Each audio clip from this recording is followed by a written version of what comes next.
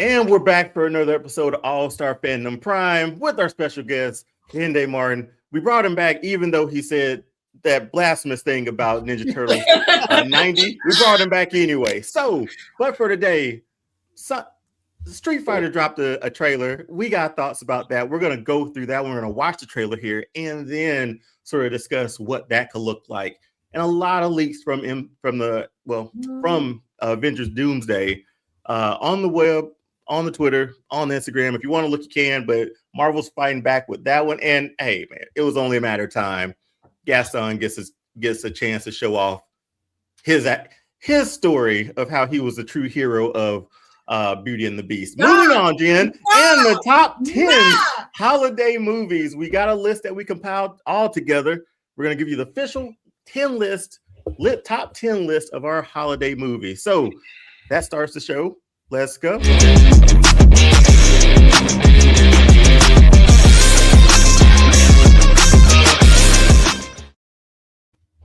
I just so happen to have my Gaston notes. If we gonna have this debate tonight, let's do it. I'm ready. Hey, we saw because we know you ain't got your backup. You feel me? You saw the show. Hey, we ain't got time for that.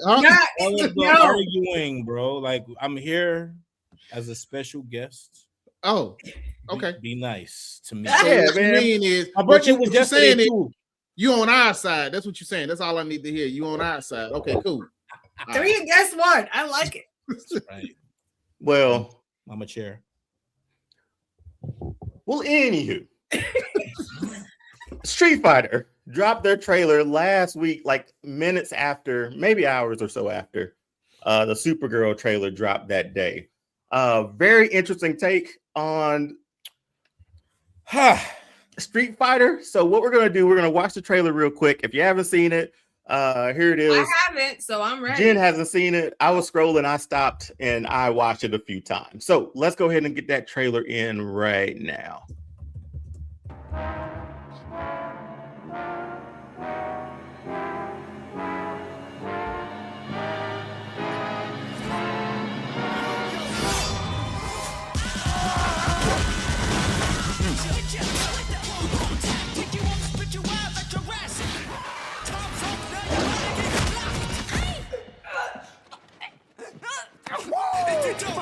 And Lee got those eyes, man.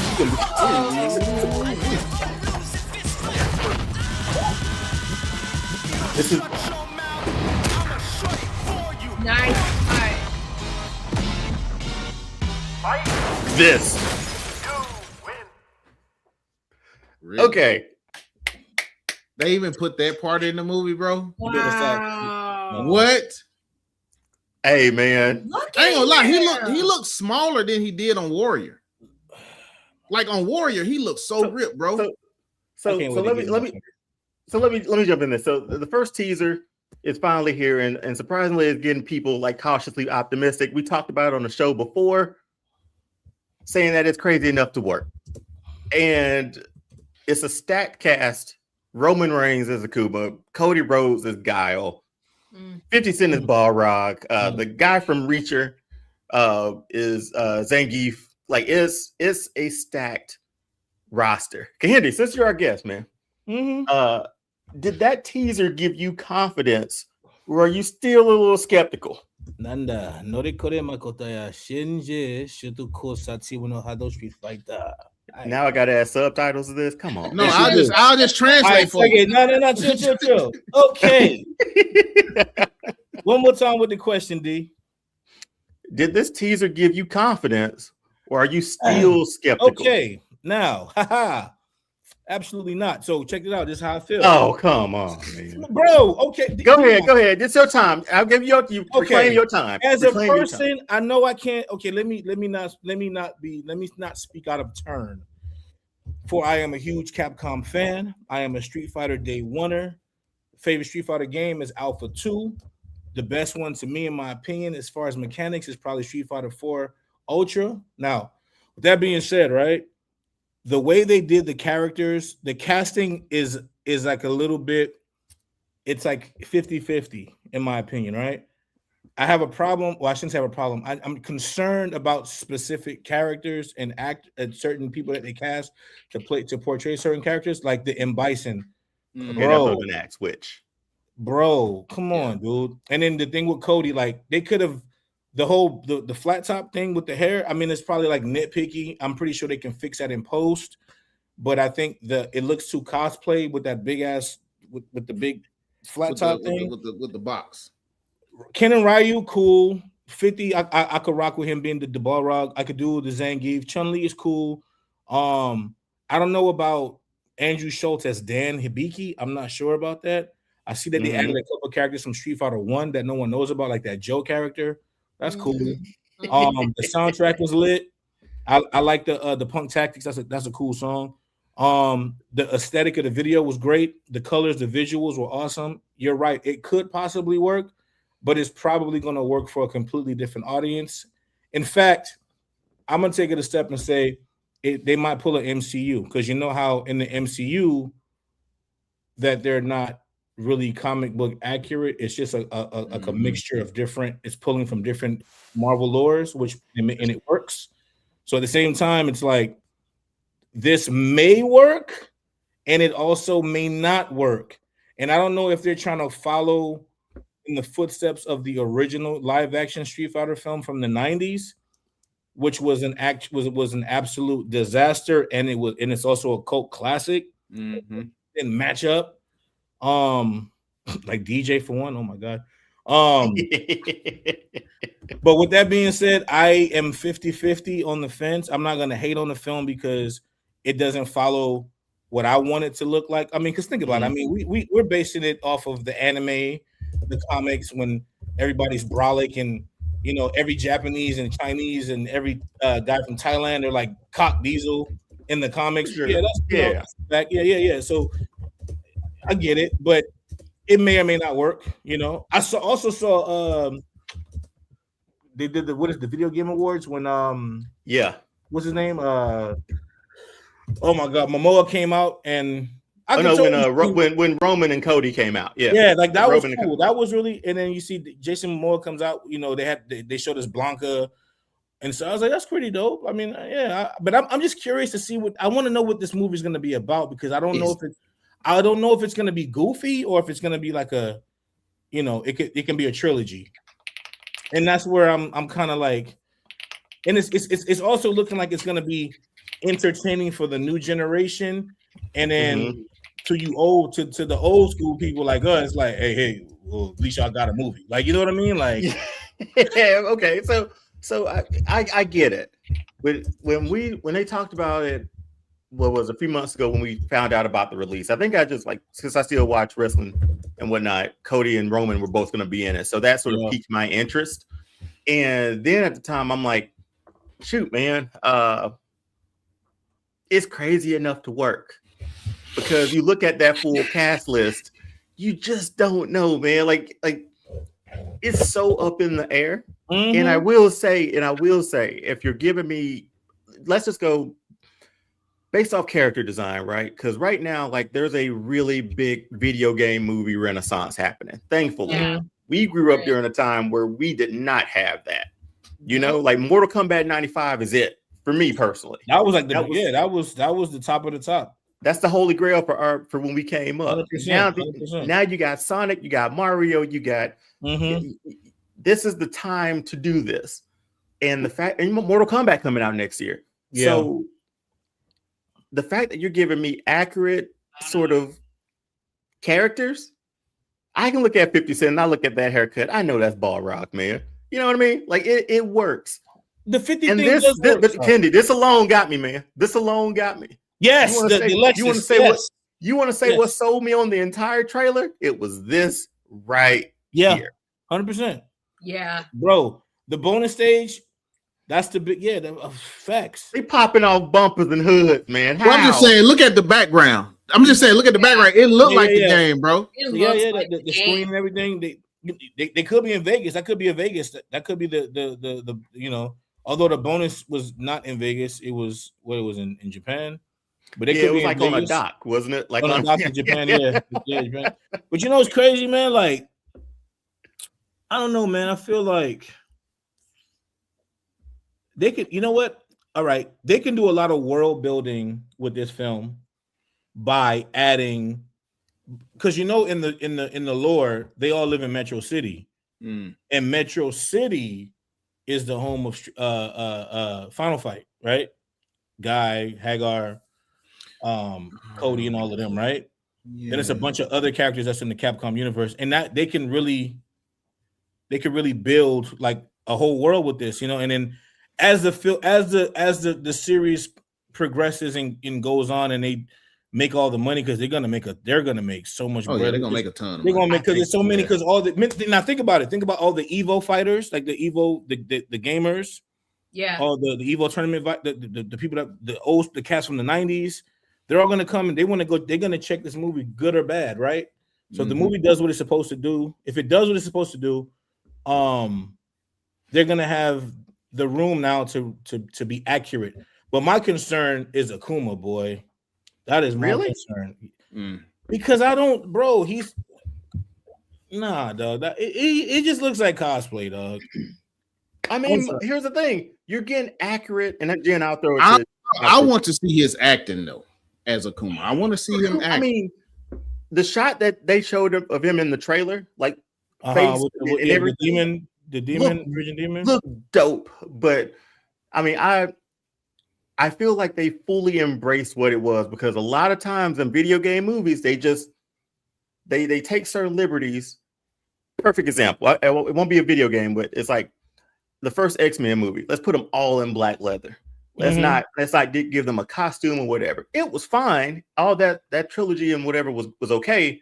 But the fact you commit to it like this, I can't be mad at it, man. It's not giving Sonic those human teeth. That's essentially what this is, man.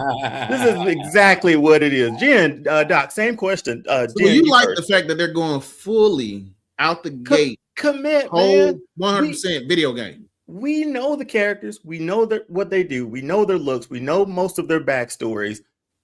It's there. Just take it. It's yours. We talked about it a week, and I agree. Going fully. Just embrace out the gate, man. Committing to it. I get that, but it's just two casting choices that I wouldn't have chosen. And we talked about this. The guy David that's playing Bison. We talked about Bison because we talked about, and even Raul Julia. He was small too, right?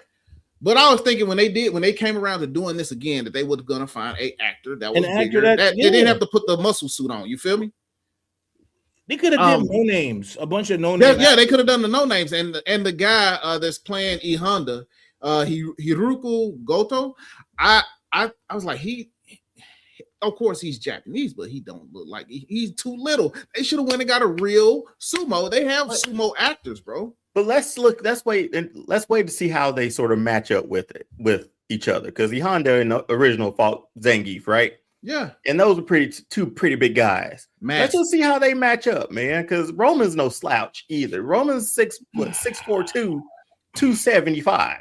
So I gotta give him a chance. It's the casting is hit and miss to me. There's some hits and there's some misses, bro. But I'll agree with the Bison one, but I agree with what Turtle said and what Kahina just said. I think they should have gone with some no names, and not have such a star-studded cast. I don't know. That's just my opinion. But we talked about this earlier.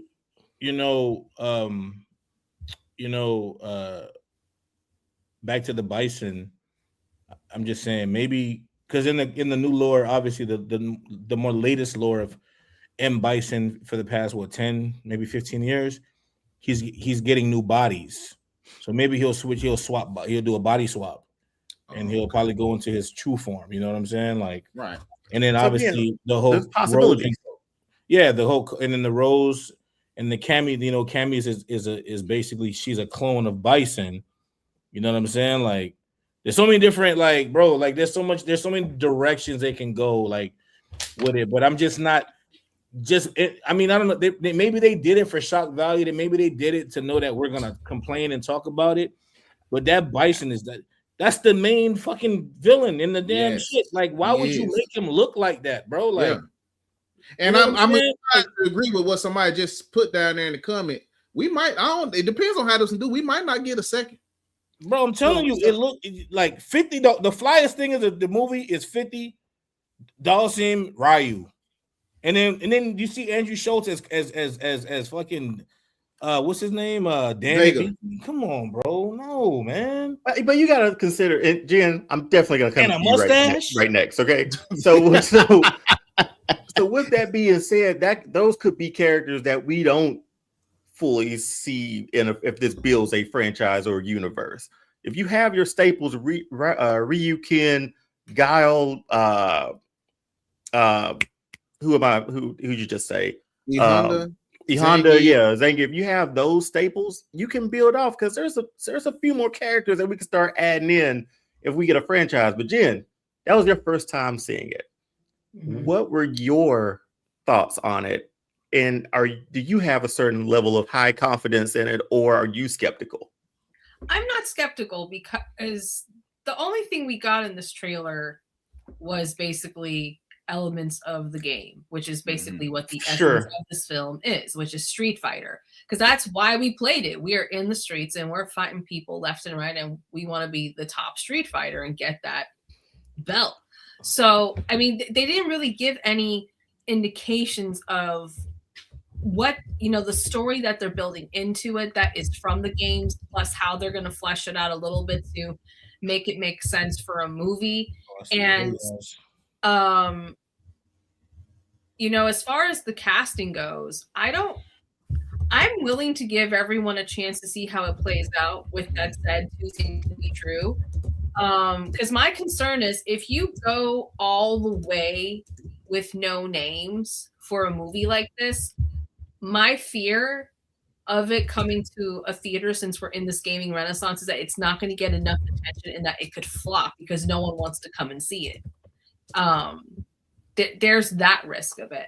So I feel if you wanted to do a blending of some names plus no names, just to make sure we get some audience, I was like, oh, so-and-so's in that? He's playing this character? Oh, that's so. Well, I've never heard of this person, but I'm willing to see what this person's got, because the fact that this person's working with this person, that gives me some positive vibes, And then, to your point, Kahende, they probably did it like this so we can debate about it to get people. So and talk about multi-purpose marketing. So for me, I'm going to give it a chance because, they just basically, I feel like this trailer is for the people that know the Street Fighter game and that you are a gamer of Street Fighter. Like, this trailer is for us. It's like, hey, look what we did for y'all. Come and watch it. Okay, we be there. Thank you. Yeah. And then that's perfect. That's perfect way to describe it, because that's exactly how I felt watching it. Like, it felt like it started out like an old kung fu movie, the zoom ins and the zoom out.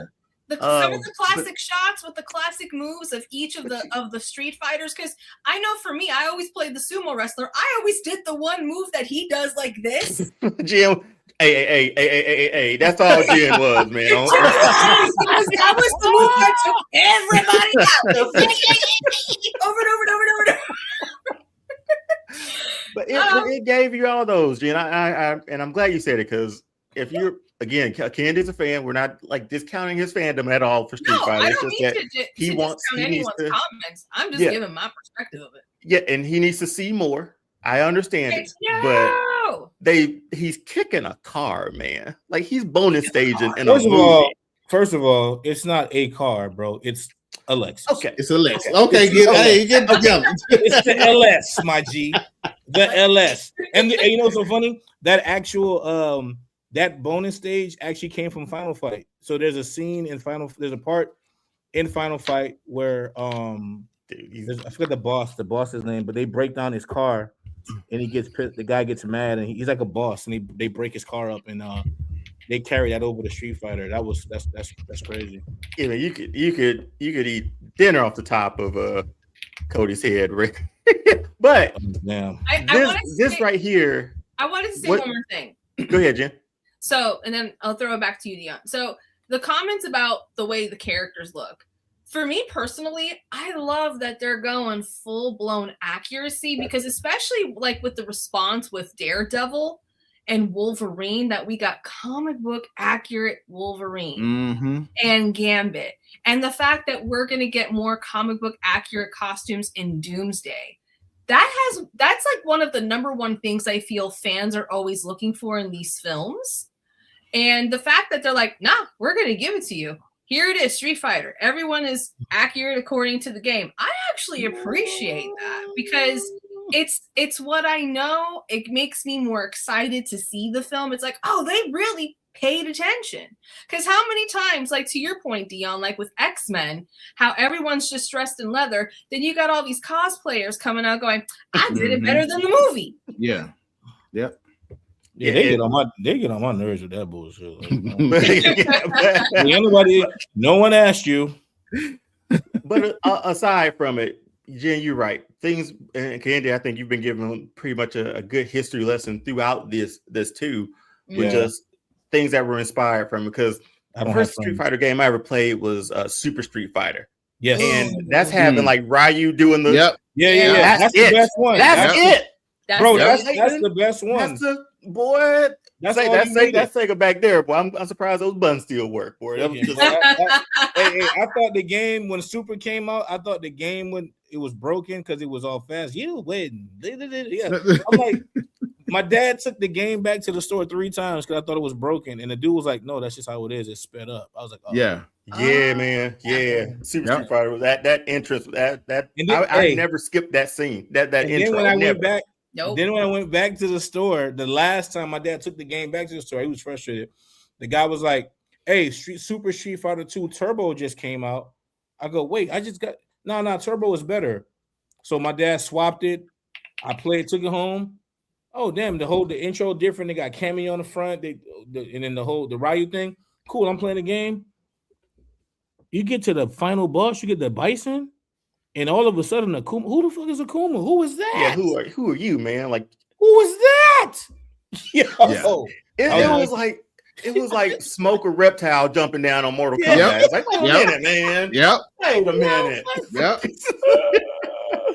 But a few more questions on this one, then we bounce. I think we sort of covered a lot of it. We talked about the cast being sort of inspired, overloaded, stunt casting. Take that for what you will.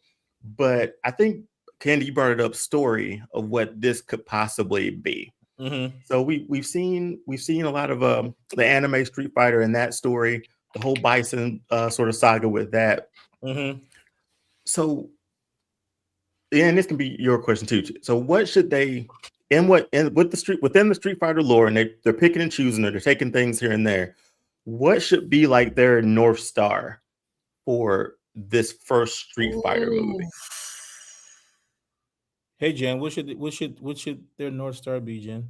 No, I'm asking you. No, I'm gonna say what I want to hear what Jen has to say, and I want to come behind her because. Oh gosh, to be honest, it's a bit hard for me because the fact that we have, to Kiende's point, where Marvel has cherry picked and Star Wars does it too. And most likely this is going to probably be the same thing where they're going to be cherry picking from different places and spaces within the lore to flesh it out into a film. Oh gosh. Kiende, go for it. Cause I honestly, I'm not too sure. All right. So, well, before I even say, the North Star, when I say no name actors, because Turtle said something too many stars, like, what I meant by having a bunch of no names, they shouldn't. You're right, Jen. People probably won't go see it, but if they did a mixture, right, of specific actors that fit the aesthetic of what that character is supposed to look like, yeah. But then you also have to think about those foreigners, those no name actors that look like aesthetically like certain characters, and mesh them together. Because I'm pretty sure you can go to Panama and find a guy that looks like Akuma. 1,000,000%. Well, I absolutely agree with that. How many actors from around the world we don't give the opportunity to step in and take exactly some iconic characters where they would, because I've seen some foreign films and there's some actors out there where I'm like, why aren't we getting this person, this lady, these people doing our movies? Listen, damn the foreign films, those fan films that hit on the head. Even the IGN Street Fighter was lit. Mm-hmm. When they did the Street Fighter the little series for IGN, that was lit, bro. That was amazing, right?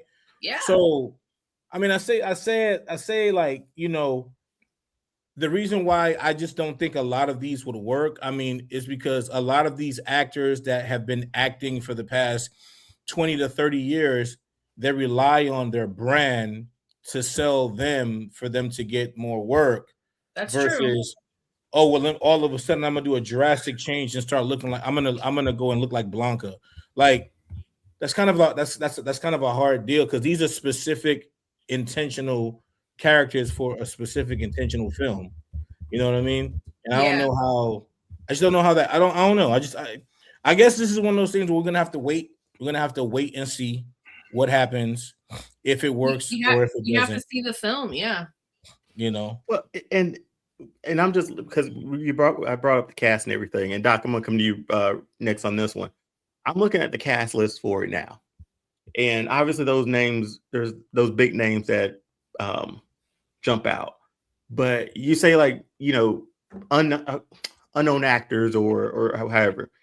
This is like Cody's and Roman's. Well, Roman was in a movie, but like being like a franchise character. You know what I mean? Like Cody hasn't done much, I don't think, outside of like wrestling when it comes to movies and maybe some TV. Roman's getting to that point now, where he's sort of transitioning into that. I see, again, Eric Andre is done. I see that Curtis, 50 Cent is Ball Rob. We knew that. Obviously, Jason Momoa is Blanca, but that looks like a CGI character from that picture. But I think, I don't know, man. I like a ragtag bunch ensemble cast, man, because I'm anxious to see. And yeah, Roman wasn't Hobbs and Shaw, but he was just another family member essentially in that one. This one, they gave him like one of the most iconic characters in Street Fighter lore. I see what he does with it, man. I'm interested to see. So I'm ready. I didn't even go see Naked Gun 2025. But it was more like a cameo. It was more like a cameo sort of thing. It's not like he has to act like he has to become a character in this. Both of them. I kind of see. I mean, we've been watching a lot of movies for a long time and shows, and we know how certain things. We know the formula. I feel like they're hiding behind these the names, not the names, the promo pics. They're hiding behind the digital paint stuff to make people, all right, this movie's going to be lit, right? And then we're going to give you these cool action shots for the fights, right? But like it's crazy. When we see this movie, I really feel like we're going to watch this movie. We're going to say, the movie was cool. And then we're going to discard it, bro. I'm telling you, like, that's how I feel, man. Like, you know, and this is a person. I'm a Street Fighter fan. I'm a fan of Street Fighter. Anything Capcom, bro. I come on, man. And we missed a character in the trailer, by the way. If you see the scene when they're in the ring, you'll see who it is. The El Fuerte. Yeah. Yeah. That was dope. I noticed. And that's the thing, like, if you're just giving me, I saw him there. I didn't even pay attention because I forgot all about it when I saw that car. Apologies. That Lexus getting taken out of there. Pick the smithereens. I'm looking forward to it, Doc. Last question on this one. It was more like a franchise building thing, but let me, what I'm asking anyway, because I don't think we got a clear answer from you on that. I don't know the North Star, bro. I don't know what the North Star is going to be. I don't know. A Hadouken, an actual Hadouken that works. I mean, here's the thing. If the movie looks like this, I've said this before, man. I don't need a backstory on how he was able to do it. I don't. We know he just does it. Characters to do backstory. He just. But here's the thing. I don't need a reason why this is how he can do it. I know when I play that game for the very first time, all those you want to talk about? I'm getting off subject. Let me back it up. I know when I get back, because I was going to go into something just nerdy at the time, but I know when I play that game and I do that move, he does it. I don't question why he does it. He just does it. The Hadoukens, I don't. Well, he just for does all it. the characters, you don't question. Yeah, they just do it. Their moves or their specialty executions, if you will. They just do it, and that's it. Yeah, I feel like we'll see that though. Real quick, Turtle put a comment 942. We're not going to talk about Cody's lisp, not lisp shaming. Do you think he went to speech classes, or do you think he's just going to keep it as is? Nope, I think they have ADR. They use ADR. Okay. Turtle, I'm not sure how much you sort of listen to Cody. His promos are, I don't even notice it as much anymore. Like when he first came into wrestling, it was pretty prevalent. But now this guy's going out and doing interviews on Good Morning America. He probably did get a speech therapist.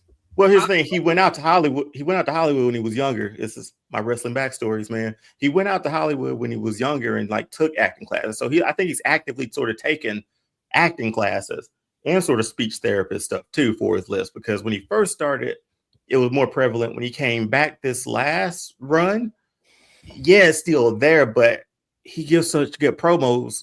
I miss it most times, but I think he'll be fine with that one. But hey, man, I'm anxious to see this. I know Candy might need to see one more full trailer with the story so he can, and we'll bring him back on to see if he can figure out that North Star, because he's lost right now. But we're here every Wednesday. Yeah. If you like what you see, go ahead and subscribe and share it with your friends and bring your friends. Well, we're here every Wednesday having fun, talking all of this stuff here. And thanks for everybody in the chat too. Turtle Sage, King Matthew, we appreciate you, man. Among others, as I scroll back up. And Willie in here? I thought that was Willie. I thought that was Willie's here. Big dog. Shout out Willie. So yeah, a lot's gone down these last few days. Marvel fans woke up to chaos online this week. Alleged MCU leaks tied to Avengers Doomsday have started circulating. And the biggest shocker, I mean, I'm sure we already saw it, it's like that possibility of Chris Evans returning into the MCU. So between leaked footage, rumored character arcs, and Marvel scrambling to contain spoilers, fans are split between hype and fatigue. So we're going to break it down a little bit to talk about what's real, what's rumor, or whether Marvel can still surprise us. And I think Spider-Man was even leaked too. So Candy, you're our esteemed guest. I think I'm going to be calling on you for every question, for every first topic. So I ain't no nerd, bro. I play basketball. So with all these leaks, yes, sir. First reaction. Like, I haven't seen anything. I've seen some AI generated stuff that they said like put back together to show what happened. With the links, Candy, and if you've seen them, if you haven't, that's okay. But have you seen them? Sure. Okay. I shouldn't ask that on camera, right? I was just going to say you might not be able to ask that. The way he covered his face, I was like, hey, give yourself away, bro. So let me jump into this one then. The whole possibility of Chris Evans coming back, if he is really coming back, are you excited about it? And does it sort of cheapen Endgame, or does it add more value to Doomsday? Give me your thoughts on it. To answer your questions, I saw the leaks. I saw some other shit too, so I ain't gonna hold you. But like, yeah, it doesn't cheapen anything. I think they're just bringing back, the MacGuffins that they need for these films to do what they're supposed to do. Yeah.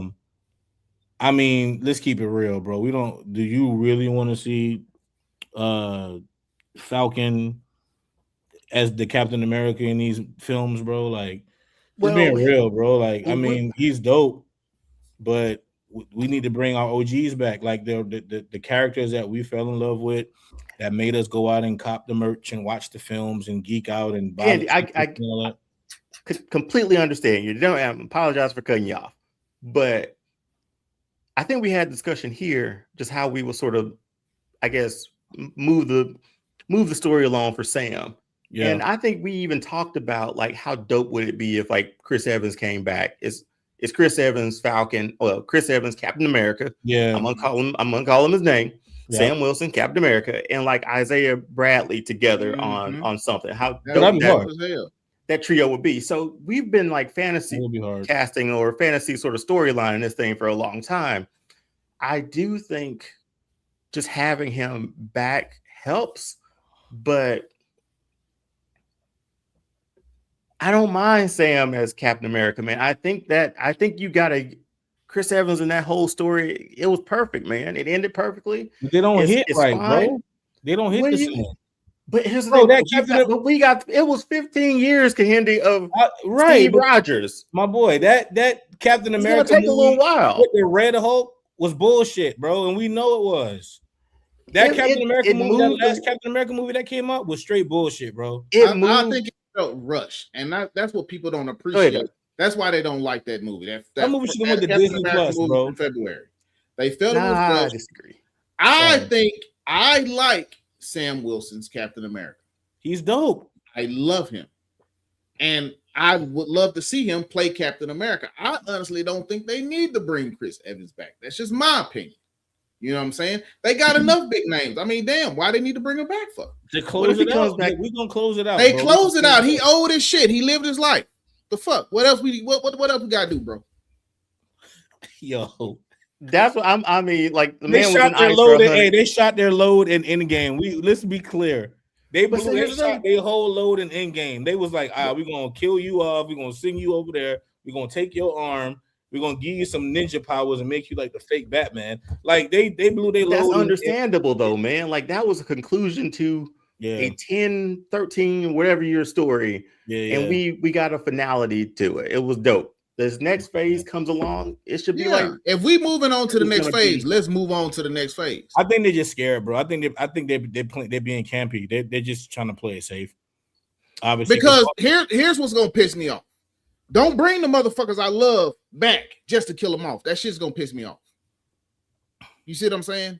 So don't bring Chris Evans back if he's just gonna die. You see what I'm saying? Yeah. And don't bring him back just so I can go spend my money. Because I'm gonna spend my money regardless, but don't do that shit. That's the thing that's gonna piss me off. So I hope it's not. That's why they're bringing him back. You know what I'm saying? It just depends. If you've seen some of the leaks or some of the stuff that was recreated from the leaks, it's interesting at least. We'll see what happens. Jen, do you think the MCU leaks help or hurt Marvel at this point, especially with how fans sort of trust has been shaky after Candy said it better than I did with Will right now. Finished up Endgame. I don't know if it's gonna hurt Marvel, but it is gonna make the water a little murky because we're already debating about Chris Evans coming back because there's gonna be a percentage where people are like, yes, he's coming back again. That's gonna be so dope because we've been in the multiverse, so make it make sense. We're in the multiverse. I mean, it can happen, but to discuss both sides of the coin, is it really needed? Do we really need Chris Evans, his Captain America, to come back because Sam is Captain America now? So it's just all a question of the story that they're going to do, how it relates to Doctor Doom and Doomsday and what the agenda is, because we know they cherry pick. So what are we exactly getting per se? And the fact that with which we've talked about before on this show, how they sped this up because of events prior to what the initial plan was supposed to be. So this might be my concern, this might be a little rushed, but at the same time, we've had more positives than negatives. And I checked International Movie Database. So far, at this point in time, Chris Evans is not mentioned on the casting at all. Understandable if it's like if they're really sort of trying to keep this as big of a big secret as they can. With it, I mean, it's coming out right before what Avatar. I think that's the whole deal. Like it's showing before Avatar. I think. What's the release date? You know what? This I think is November 20 something. Wait, Doomsday is all the way to in November. Yeah, it's next November. Yeah. And they doing all this. Wow. That's why I missed the days where we didn't have this leak culture. November 13th is. Yeah. So and then as far as the leaks go, someone got fired. Well, and they're shutting down, like YouTube channels, and Twitter accounts, all that stuff. So yeah, that's out the way, man. That's like so.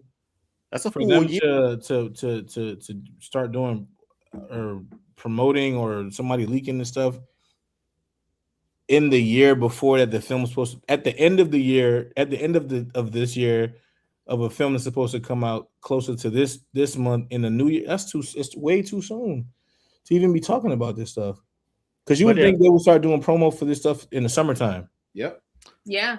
Comic-Con, like, you know what I mean? Yeah. Well, they don't even go to those anymore, right? Like, they're part of that Disney D23, right? Comic-Con in a long time, with the exception of New York City Comic-Con, I think, and Kiende, if I'm incorrect, New York, correct me. Yeah.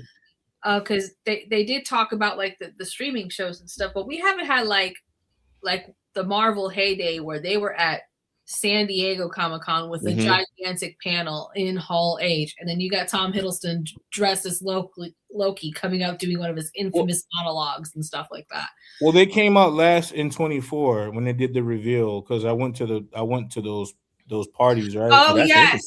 So when they had the review, and that's right. That's true. That's true. It made mad sense, because I was I'm in the party, right? So I go in there, some of the X-Men cast, X-Men 97. We go in there, it's cool. I see Feige chopping it up. I said, is that Robert Downey? And my man was like, nah, that's not him.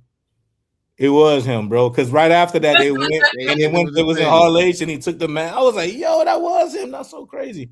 But that was like the last time they were there. But then you said D23, right? So yeah, so D23 is like every 2 years or something like that. Is it every 2 years? I thought it was yearly. Nah, it's every. It's not yearly. It's by year. It's like every other year. It's kind of it's like every other year, I believe, or 3 years, or something like that. And that's the reason why they didn't go to Comic-Con, because D23 had just passed.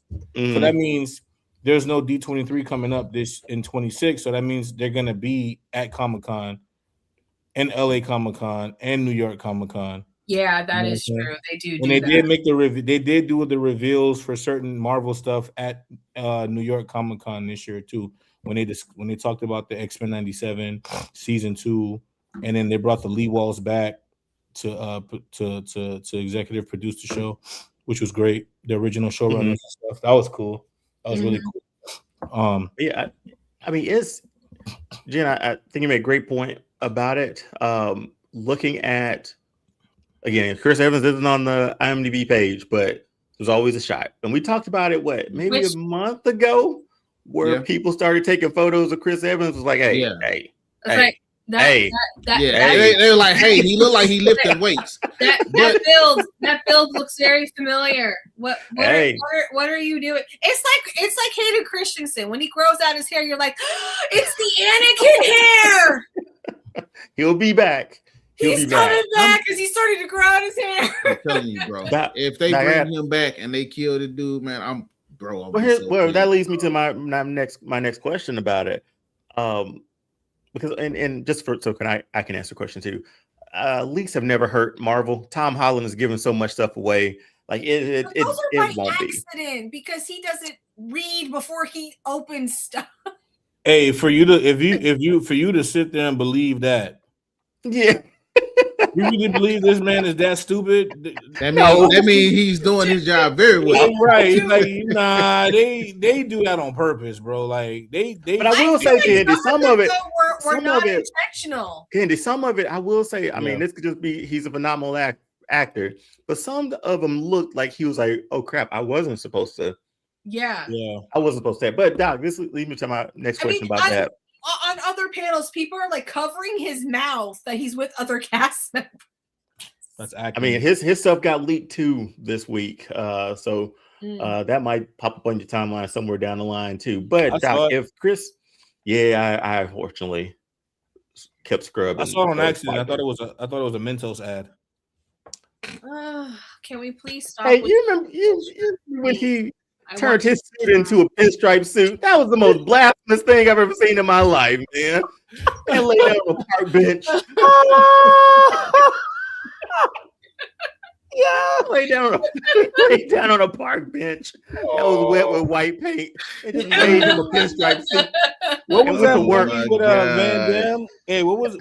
Bloodsport? What was the movie with Van Damme? Was it Bloodsport? Yeah, that was Bloodsport. If you think about when he was in the Kumite and he was fighting Bolo, that's Bloodsport. Y'all ever seen the fake Mentos commercial with Bloodsport? Yes. When he's trying to get away from the bro, it's legit a Mentos commercial. Like, I have not seen it, but that's the only one that pops up every single time. Every single time when I think Mentos. But Doc, I finally get this question off real quick. So, if Chris Evans returns, how should he be handled, or how should it be handled?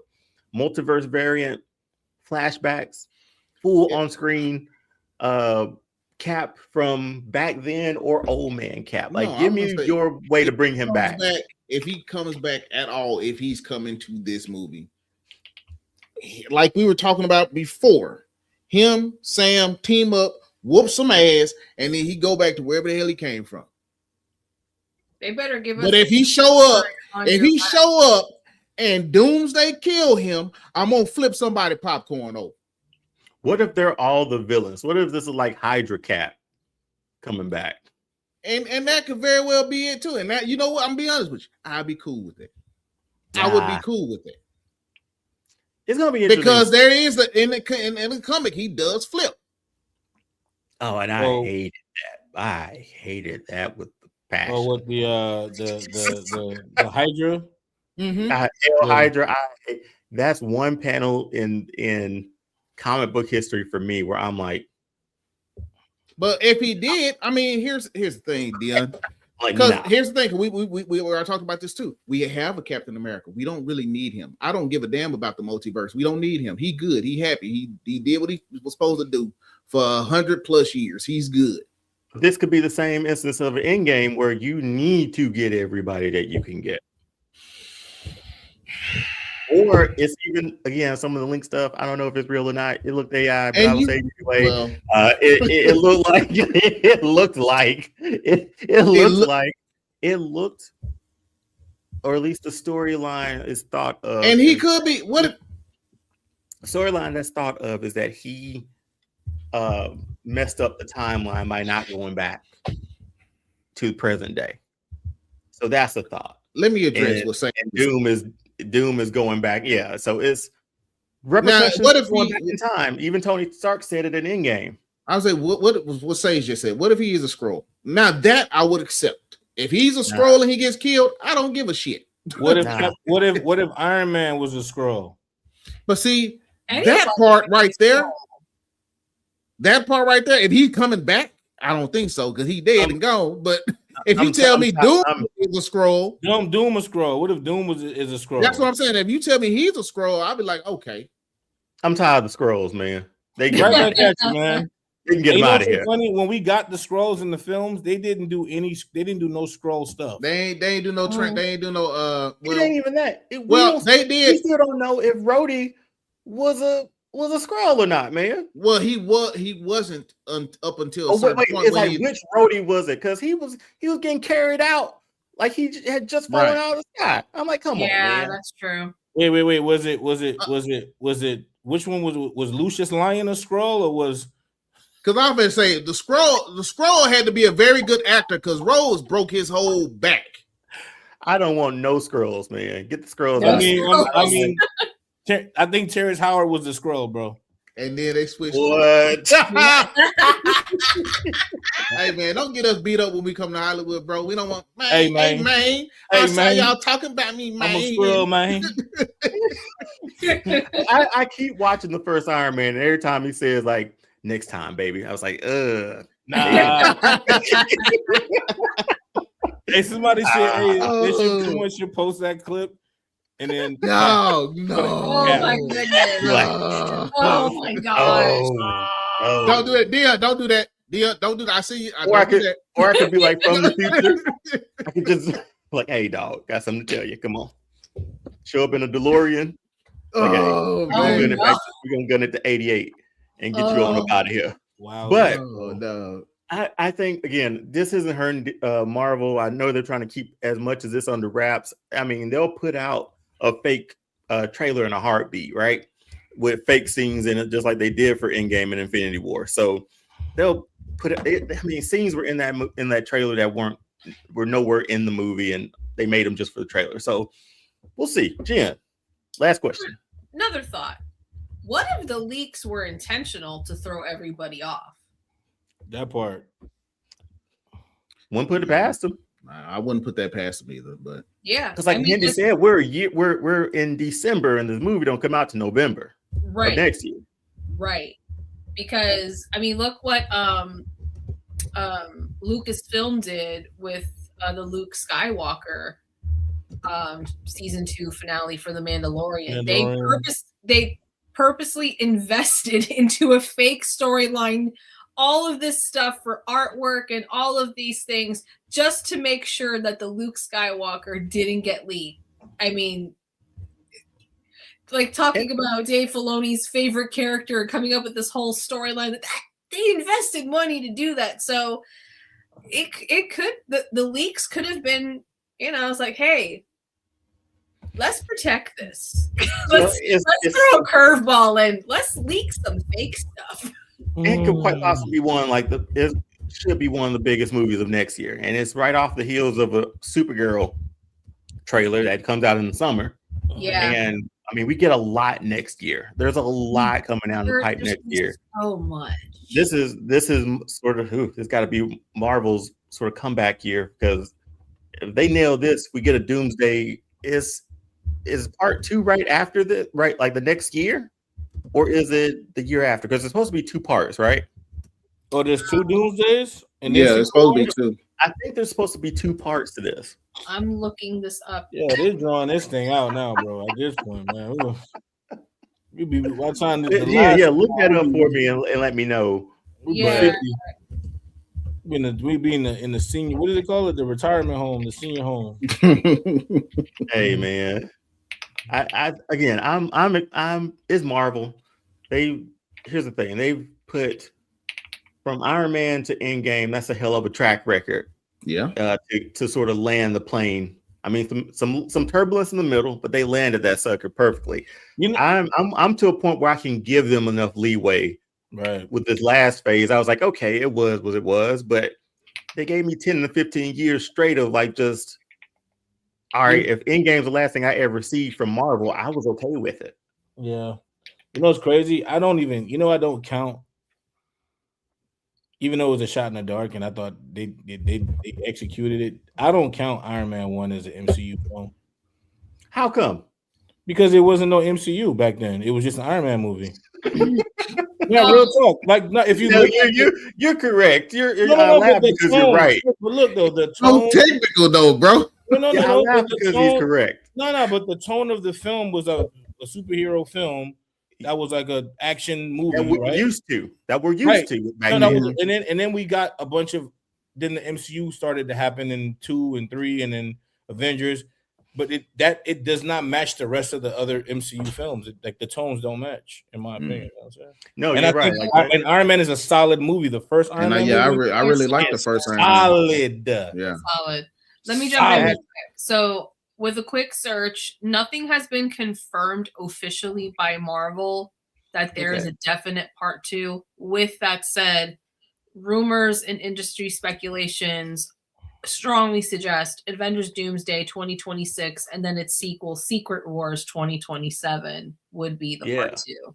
That would be it, because they got the Russo brothers for both movies. Correct. So they're putting this whole thing together again, but yeah, they're back. You got me thinking, Kitty, like that first Iron Man felt like it would have fit within like Spider-Man or X-Men around that time. Like the feel and thought of it. Yeah, it was like that way. Then we got past Avengers. That's when it started feeling like their own MCU, their universe thing. That's the MCU. Yep, it's campy, it's cartoony. You know, there's a sequel coming. There's going to be a series. There's going to be a cartoon to follow. But in between those, Candy, we'll move on to our next one. Yeah. There was some like Winter Soldier is still by far my favorite. The best one, bro. It's perfect. Bro, and that was in between all of this campiness. You know what I mean? 100%. Yeah. You can go. Iron Man is great. The first Avengers is great. Oh my God! Winter Soldier is great. What's the other one? What's Captain? What's the Civil War? Civil War. Yeah, phenomenal. That was dope. Black Panther never looked better. My favorite was Black Panther. He was the stunt double. His name's I don't remember the last name, but his first name's Guy, and he's a big guy. Yeah. Oh man, he does like these stunt react sort of stuff with Corridor Digital, and he was Black Panther for the first one, and you could tell his build was in that, like that was him, and then they padded it for Chadwick too, obviously, but that was by far the best Black Panther has ever looked, in my opinion, throughout the MCU. Like once he caught those 2 arrows and then just put them down like that from Clint, I was like, boy, better run. That was him in the suit. He wore the Geechee wore the Power Ranger the bootleg universe, the Eddie Shankar. So Geechee wore the suit and he did the acting, but all the stunts was Guy.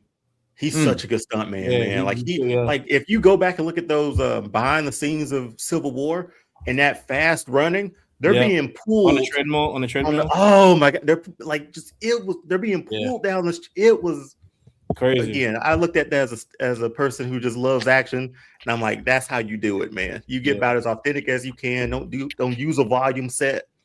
Let's go out in these streets, man, and put the guy in a suit, a cat suit, and let him run, man. Let him run. But we'll see what else happens when it comes to the MCU and whatever other leaks that they have. But this was probably the best news I've ever seen. The best? We talking about Dion right now. The best. Let him have his moment, please. Let him have his moment. Let me set this up, Jen. Hold on. Let me land this. So Disney is once again sort of digging into their villain catalog, right? This time with a live action, or at least rumored live action, Gaston movie in development. So yeah, that's that Gaston. Probably be Luke Evans too. I'm sure they'll bring him back if they need to. But the question fans are asking isn't who's starring, is why. I guess some fans are saying, why does this exist? Or why is this going to be a thing for Disney to take on? So Disney continues to expand their live action universe or live action movies, and the reaction range from curiosity to complete exhaustion mostly. I feel like they've only gotten really one good one, and that's Jungle Book. Everything, and Cruella, I'll give that one too. Cinderella too. Yes. Okay. 2017. Okay. Lily James. I'll give you that one. But yeah, I'll ask you this first question. Is a standalone Gaston movie a creative idea or just a pure overreach by Disney to try to get this live action stuff going? Oh wait, Gaston's going to be live action? Yeah. That's the rumor. That's the yeah. Jen, did you hear me, by the way? Oh, I thought you went to Kehinde. I'm sorry. No, I went to you. So. I'm sorry. Can you repeat the question one more time? I'm sorry.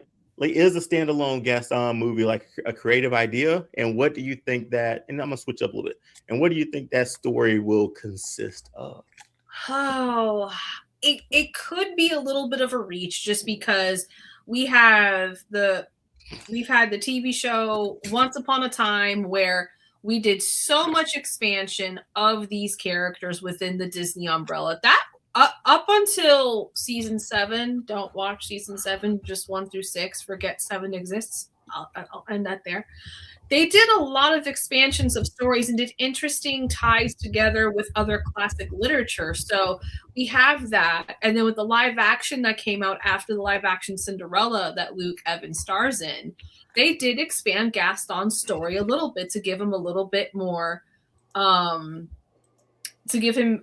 fleshing out as far as the dynamic of him and everything. So I don't know how much more you could really do with him to a point, because with what we were introduced to with the classic animated film and then with the other projects I just mentioned, it's, for me personally, I would love to see Disney expand their live action movie making with stories they've never done before. There's so many fairy tales that they have never touched. and that's really part of their IP. So expand the IP to other things, I think, and just let some of these characters that are so well beloved, just leave them alone. Yeah, I'll answer that one. I think, and Doc, I'll come to you with the next one and that one. I think if Cruella was able to pull it off, because that was sort of her sort of villain origin story, right? True. And if most people believe Gaston's a villain, that's them. But I'm just saying we can figure out how we got to become Gaston. You know what I mean? Because they're singing a song about him, about how he's it's part what a guy is. They don't know. Part of the curse. It's the spell. It's gonna be interesting to know sort of what got him to that point. What got him to sit in that fur chair and everything, man. Like how he got to that point. I think that'll be interesting to sort of see. But I like Gaston too, so I go to his pub every time we go to Disney. Come on. I've sat in that chair even though that sign said don't. And I was pressured to. I don't like breaking rules. But Emily was like, "Hey, go ahead and sit in it." Don't go to Disney with me. Wait, Emily is the one that encouraged the dog. She's like, "Go ahead and sit in it." So I was like, "No, I'm not gonna sit in it." So there's a picture of me in it with my Gaston mug, man. So and we's not supposed to sit there, right? Don't go with me because I'll call a cast member. Like, look what he's doing. I got a picture in that chair, man. I'm gonna go back and do it again because I was kind of nervous. Now I just want to sit back in it, man. But Doc, real quick, initial thoughts on this being another Disney IP that's getting a live action story. Nah, I ain't with it. Hey, can we get to the top 10 holiday movies though? Hey, I ain't with the Gaston live action, bro. You're like, we're done. And look, I'm gonna tell you like this, and I've been kind of liking the live action. I'm kind of tired of them. They're not landing. I'm not a fan of the live action Disney stuff. The Lion King, I just left. I ain't gonna hold you. I left. Mufasa was a lot better than Lion King, but that's giving you an original story though too. So I think if they lean into something like this, where it's more of an original story, I'm gonna tell you, I don't want to sit and watch why Gaston is an asshole sexist, and I don't want to sit and watch how he fought in wars and shit. I don't want to watch that. You know what I just thought of? Well, watching 1917, man. You know what I just thought one of? long shot of Gaston. Yes, I agree with Turtle. Oh, what Turtle say? He said, "Can we get a Robin Hood remake?" My favorite one with the animals. Yeah. You know what? Now that I watch. Hey, can we get a Gummy Bears live action? Yeah, can we get Gummy Bears? Ooh. Can we get Gargoyles? Matter of fact, why don't we just do a whole Disney afternoon lineup? Disney afternoon line. Why don't we? I'll take Tailspin. No, hell no. Let's do this. No, let's do this. Why don't we get James Gunn to come back to Disney and do a Mighty Ducks Guardians of the Galaxy-esque movie, bro? Boy. Hey, you tell him. And throw Howard the Duck in there somewhere. Yes. Candy, you telling me you gotta bring Howard. Yes. Back. You telling me I never even thought about getting a Nightwing, a Darkwing. Wait, what was his name? What was his name? On Mighty Ducks. His on name Mighty Ducks, Nightwing. Nightwing. Oh, yeah. Oh, because Darkwing Duck was Darkwing Duck. Yeah, you gave me that. Ain't nobody him. But oh no, that's in the works. That's coming. That's in the works. Yeah. Was you supposed to tell us that? Boy, if you could give me my twin brother. My name is Rudiger Khan. My name is Rudiger. Boy, if you could give me I have never thought about this. I've thought about Thundercats. I've thought about everything like that live action. I've never thought, knowing James Gunn and how well he did with Guardians of the Galaxy, you give me Puck World and these boys are down here in Anaheim. Bro, I'm telling you, that would. Bro, if you think about it, think about James Gunn's aesthetics, right? How he does, like that Supergirl trailer was fire, bro. Yeah, that Supergirl trailer was. Now that is a superhero off-world movie. and it's an origin film, right? Yeah. Everybody was, it's like Guardians of the Galaxy. Okay. Do you live in space, motherfucker? You know what I'm saying? Like, you know what I'm saying? Like, but I'm saying though, like the Guardians. Imagine it was Wild Wing. It was Wild Wing, not Nightwing. Wild Wing. It was Wild Wing. Imagine how Mighty Ducks is the cartoon, right? Yeah. And in your mind, you know where they come from. They come from another planet. Blah blah blah blah blah. Right. Mm-hmm. But then think of James Gunn's touch with a Mighty Ducks on a Disney property. They can easily be from where Howard the Duck is from. They can easily be from 1 million. They can easily listen. They can easily tie the Mighty Ducks into the Guardians world. Yeah, they can. Come on, bro. So easy. They can easily, that's a win-win right there. I even said, you know what it be? Remember the Yu Yu Hakusho? If Guillermo del Toro and Zack Snyder did Yu Yu Hakusho, come on, bro. Think about it. Damn, dog. Del Toro in other world, they live in the spirit world, and then Zack Snyder's visuals. That'd be fire. I'm not gonna be able to stop thinking about this because I'm seeing it in my head, like knowing. Let me blow your mind. Let me blow your mind. How you talked about the gargoyles, right? Xanatos and Tony Stark is the same person, bro. Yep. You think about it. I think my mic dropped early. That was an initial mic drop. Dude, I mean, they had some good names, man. His brother was named Nosedive. Like I had the toy Wild Wing. Turtle. Yes, you were speaking to a person who's worked on that film. Yes, the Yu Yu Hakusho. Yes, has a live action. Yes, but I'm saying Guillermo del Toro and Zack Snyder should have been the ones to do the Yu Yu Hakusho film. That would have been fire, bro. That would have done it. Now I'm thinking about, man. But I'm telling you that Mighty Ducks, bro. Mighty Ducks, bro. Not enough people saw that cartoon, man, because it was on ABC. Well, let's start rewatching it on Saturdays. What's up? That's what we're doing. We should do. Hey, you know we should do live. We should do. Hey, you know what we should do? We should do live reactions, bro. Bro, I've been watching Gargoyles, son.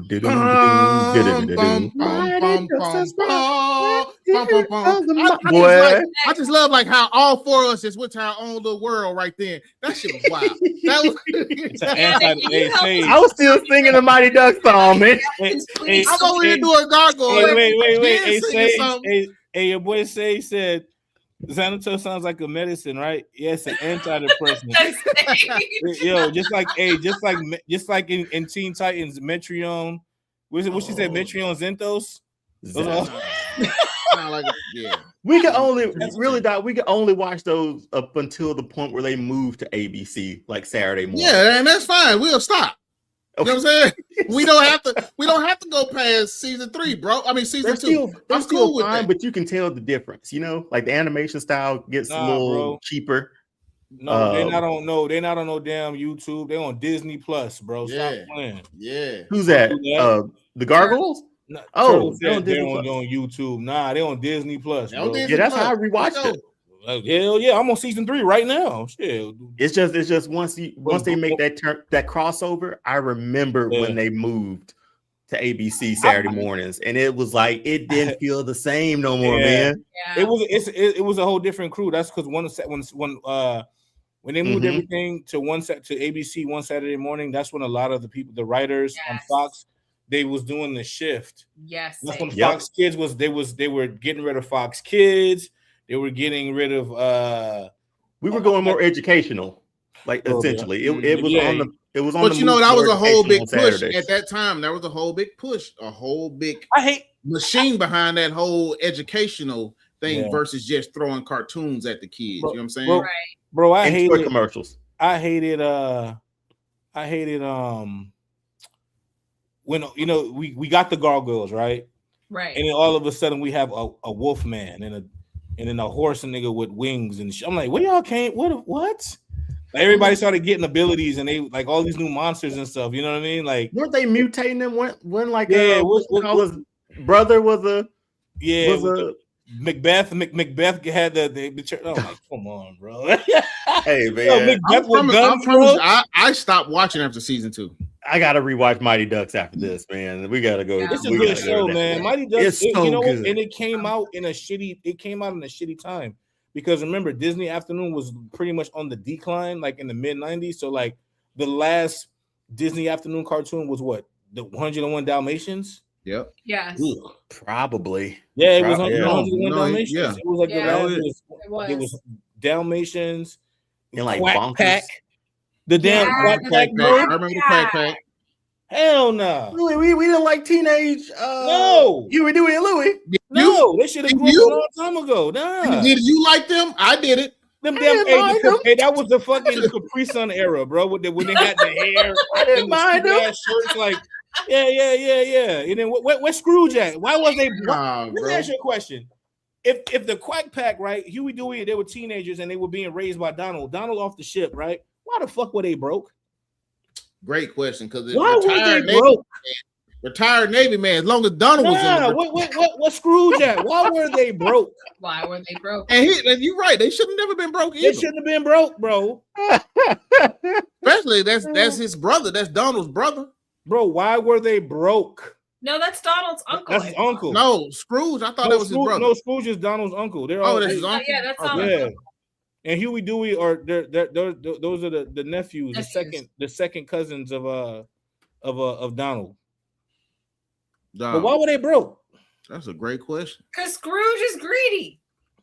This man get out the way, bro. Because I'm getting around in coins every morning, man. I'm getting upset. I'm getting pissed up. Bonkers was live ass cartoon, bro. Bonkers was a Who Framed Roger Rabbit ripoff. You're absolutely right. It was, but it was funny as hell. We can't talk like ducks or not and leave out Gizmo Duck or Launchpad McQuack. Those are my two.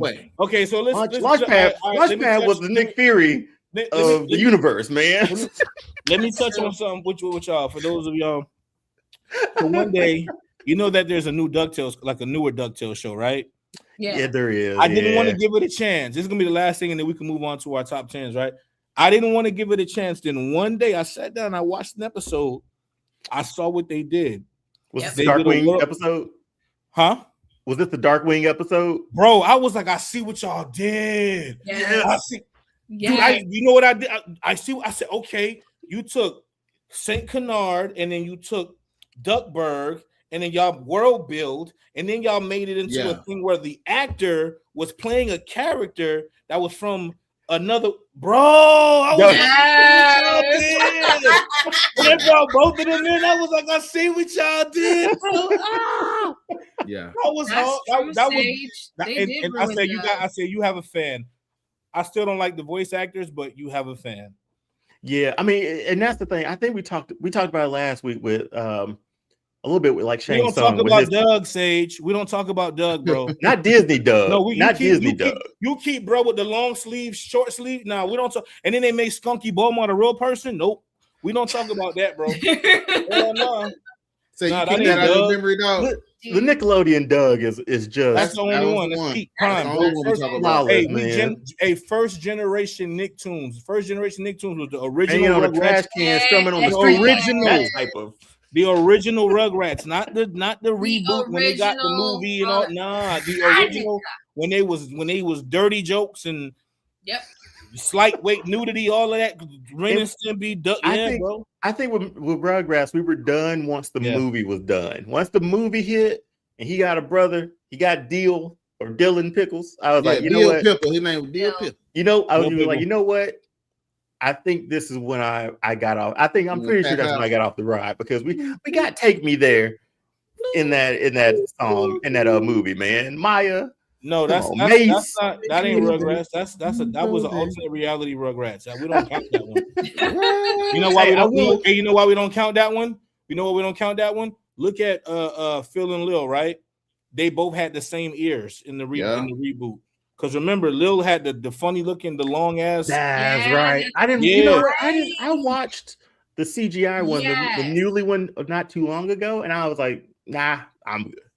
All grown up was trash. I'm like, what y'all doing? Should have never happened. Why y'all do? Why? They needed viewers for Sunday night, man. Jesus, you had that. You had the one about Ginger. I can't remember the full name about. As Told by Ginger. Yeah, you had that. They need to shore up their Sunday nights with teen content, man. They know what they were doing. Snick was ruling Saturdays. Just play My Brother and Me with their one ass season and just keep playing the same episodes.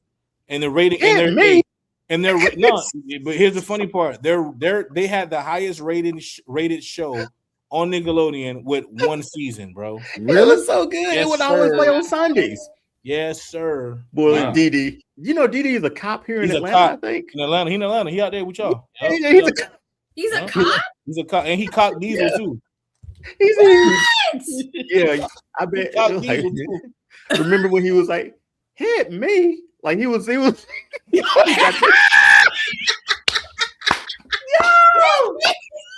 Oh shit! And then he came and you gave him that cool Dr. Money haircut.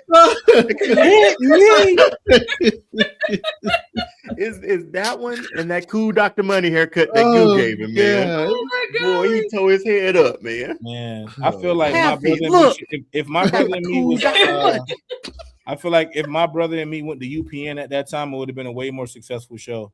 For sure, because Nickelodeon didn't know what to do with that one, man. Nah. Nickelodeon did not know. But they're black. Exactly. The only one that worked was Keenan and Kel. Like that was well, because they had the all that machine, and plus, you know, and they were yeah, all that Keenan and Kel, all that was fun. Yeah, man. Top Are tier, you afraid of the dark? Good talk, man. Good talk. I know we got off the Gaston thing, but hey, he's getting the movie. Yeah, we sure got moving on. Yeah, so moving on, we're good. I got a live action Mighty Ducks movie in my head now. Yeah, and that's the best thing that came out of that. So I'm glad you thought of it. Hey, man.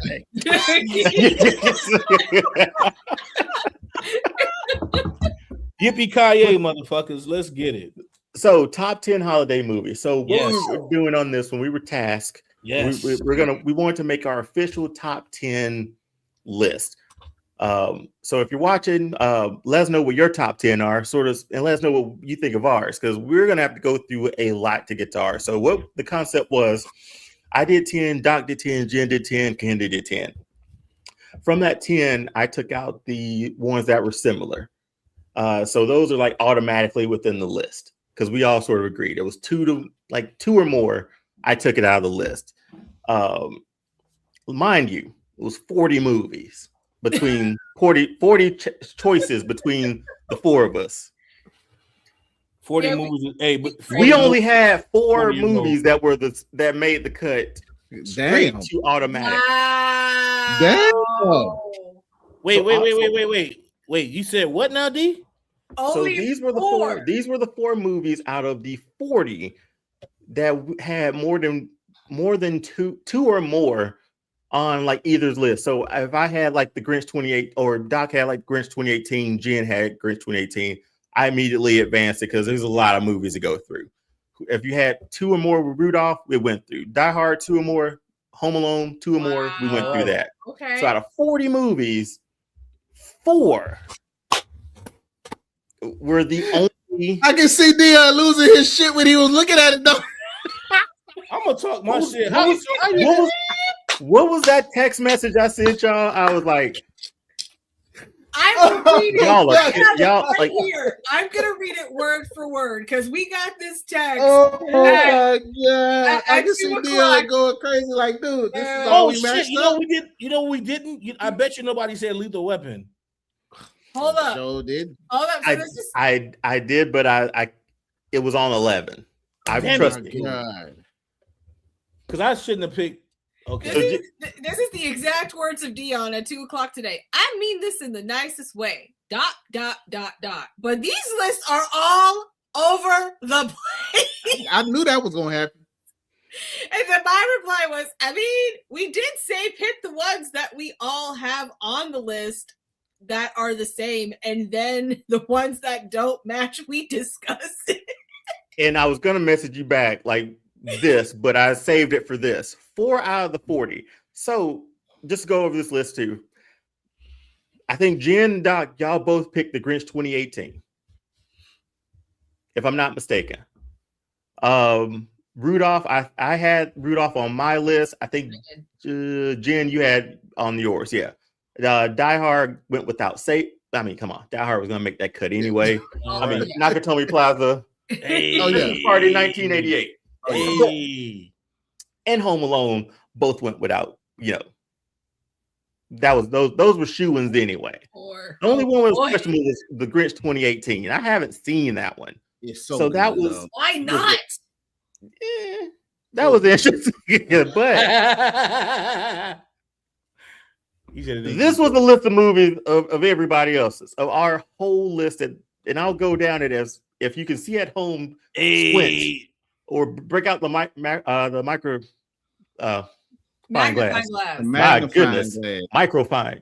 Okay, so what we're gonna do with this list here, and if you can't see it, I'll read it out. The Guardians of the Galaxy Holiday Special. So everybody knows what they picked. I sort of shuffled this up so it gives them some variety in who picked what. So I'm just gonna go down the list as quickly as possible, and then we'll start back at the top. Guardians of the Galaxy Holiday Special, White Christmas 1954, Bad Santa, Jingle All the Way, A Christmas Carol 2009, Trading Places, Mickey is a Christmas Carol, Elf, A Christmas the Christmas Chronicles, Die Hard 2, Boomerang, Home Alone 2, 8-Bit Christmas, Jack Frost, Waiting to Exhale, The Muppet Christmas Carol, The Nutcracker, Batman Returns, Santa Claus, the movie, 1985, Gremlins, The Grinch, The Nativity Story, The Santa Claus with Tim Allen, Friday After Next, Miracle on 34th Street, 1947, Beverly Hills Cop, Home Alone, Polar Express, A Christmas Story, Dr. Seuss's How the Grinch Stole Christmas, a TV special, Jingle Jangle, The Christmas Journey from Netflix, and The Muppet Christmas Carol. Yeah, I wrote all of that. So the way we're going to do this, and I was trying to figure out all day how we're going to do this. We got to come to sort of some consensus. We only got 4. We need 6 more. It needs to be unanimous in how we sort of vote for this. If it's a tie, whoever's up in the chat, if you're still watching with us, I don't know how to say. Thank you for sticking around. I really don't know. We really appreciate y'all hanging out with us. I'm sorry. Yeah, so what we're gonna do? Start out with the first one. Yeah, so no Frosty. Dion flipped the table. It was on my lap.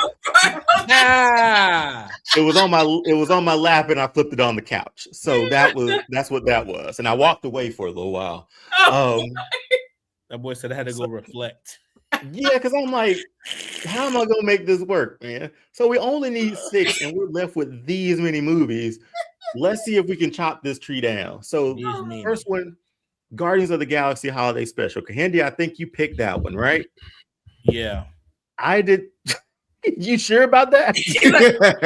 Well, to be fair, it wasn't the holiday. It was just the regular Guardians. The first one. It was? Yeah. It wasn't the holiday. I thought that was one of y'all, but I just picked regular Guardians, the first one. Was that during? It's okay. This might where I need clarification. Explain why it's a holiday movie. For me, it is. I just watched it during the holidays. I liked it. I liked the film. Okay. I like the fact that the kid had some nostalgia. Peter was like that. The cassette player, his mom, blah blah blah blah, and then it makes you think about when you're away from home, and then you think about the holidays, and think about where you can't go back to. Think about where you're trying to go to.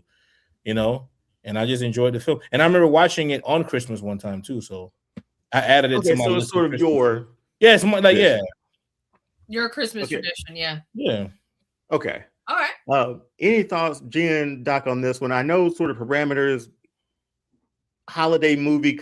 I don't think I put it out fully enough because I think this makes sense with. Or you changed your reasoning from previous meetings. From 2 or 3 more that Kahinde might have on this list too, by the way.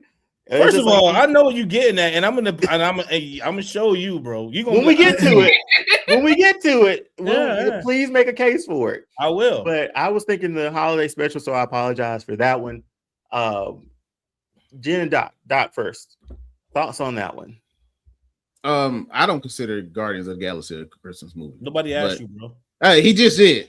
Dion literally just said, Doc, what are your thoughts? Because essentially the parameters were those holiday movies, right? Like having some sort of, and maybe I didn't weren't clear on it. But I was gonna say, let me finish. It has to have some elements of it. I was gonna say, now if it makes him feel like that and it gives him holiday cheer, then damn it, it makes the cut for him. But not this for sure. But not this. Okay. Not this. I'm a chair. Jen? I agree with Doc. I don't consider the first one a holiday movie. Now, we talked about the holiday special, then yeah, and I completely forgot about that one. I forgot about that one, honestly. Mm-hmm. And it's really good. You got Kevin Bacon in there. Yep. But yeah, no, I agree with Doc. I don't consider the first one. Yeah, I meant the holiday special. No, good.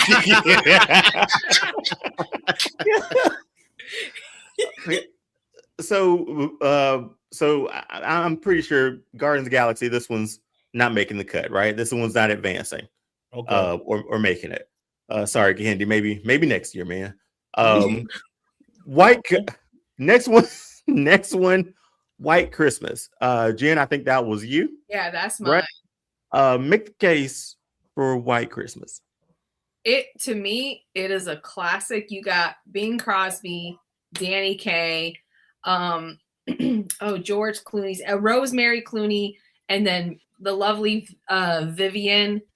I forget her last name. And you have the classic song White Christmas that Bing sings in this film as well. There's the concept of the story is very good, where Bing Crosby's character and Danny Kaye's character, they serve in the war. They come back from the war after D-Day. They start doing a show together. They become very famous and travel all over the world. And they find out about their old colonel who retired and want to help him out with his ski lot in Pine Tree, Vermont. And they bring their show and do a Christmas show special. So it has a lot of heart in it that I love. And then I've shared on the show before, I have a background in classical ballet. So for me, the dance and the musical numbers in this is just some of the best I've seen in a classic film.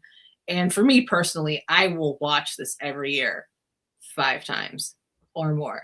It's so good. Doc. Oh, I never watched it. Never watched White Christmas. I might have to check it out. Candy, thoughts? I seen Black Christmas, but never White Christmas before. Oh, I'm gonna have to go with. Oh, well, I have to go with Candy, but I've never watched the film. I've never watched the film. Oh my God. I don't. I haven't seen it either, Jen. Unfortunately, okay. So I can't make a case for it either. But I don't know. I guess from just a general consensus, White Christmas. Anybody? I know Candy's ready for the black one. Black Christmas. I can't vote on it because I can't give it a thumbs up because I haven't seen it. Yeah. So is that one out too? Because yeah, because we all have to vote on it, right? Yeah. We have to agree. Mm-hmm. Yeah, so it's a no for me. Yeah, big dog. It's a no for me, dog. I was trying to get my Randy Jackson on. It's a no, dog. Yeah. Hey, somebody got to stop Jermaine, man. Like, oh, dog. Oh, with the goof. Did you see his latest picture? They got. You know what? We gonna get off subject, bro. Somebody got to stop him, man. Somebody got to be like, "Hey, brother, it ain't working. Hey. It never worked. It only Goofy and Max got away with that.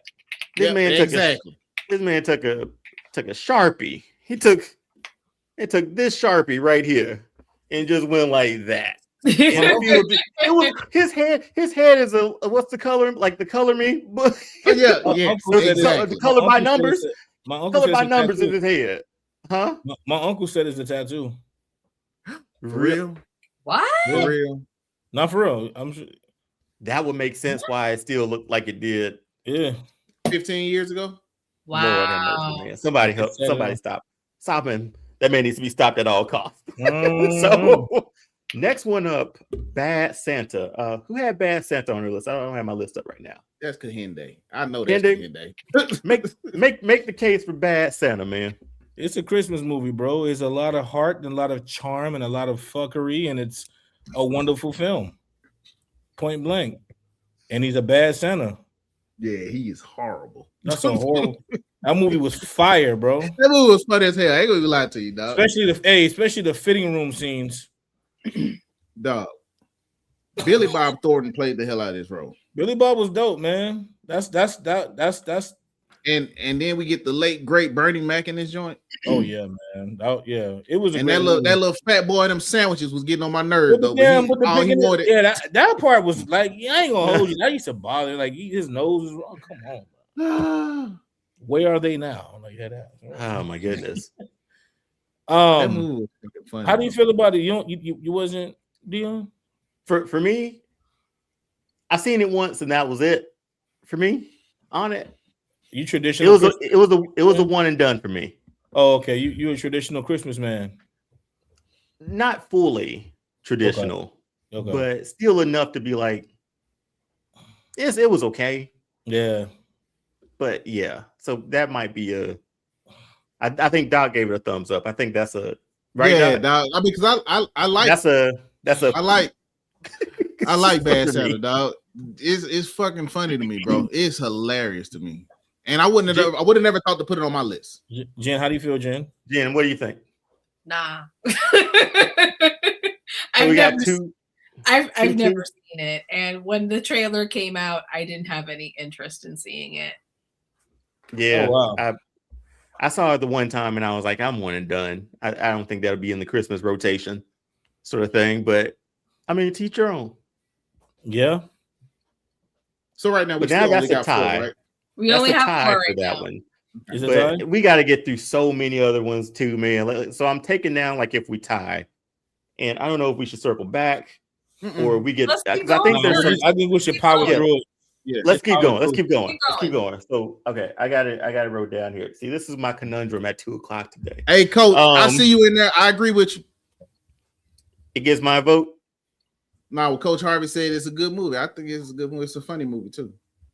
I feel like it was solid.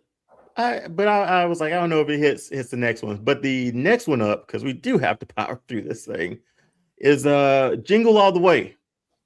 That was my this is Arnold Schwarzenegger and Sinbad. This is a good one. Yeah, Sinbad as the mailman, just trying to get the toy for his son, man.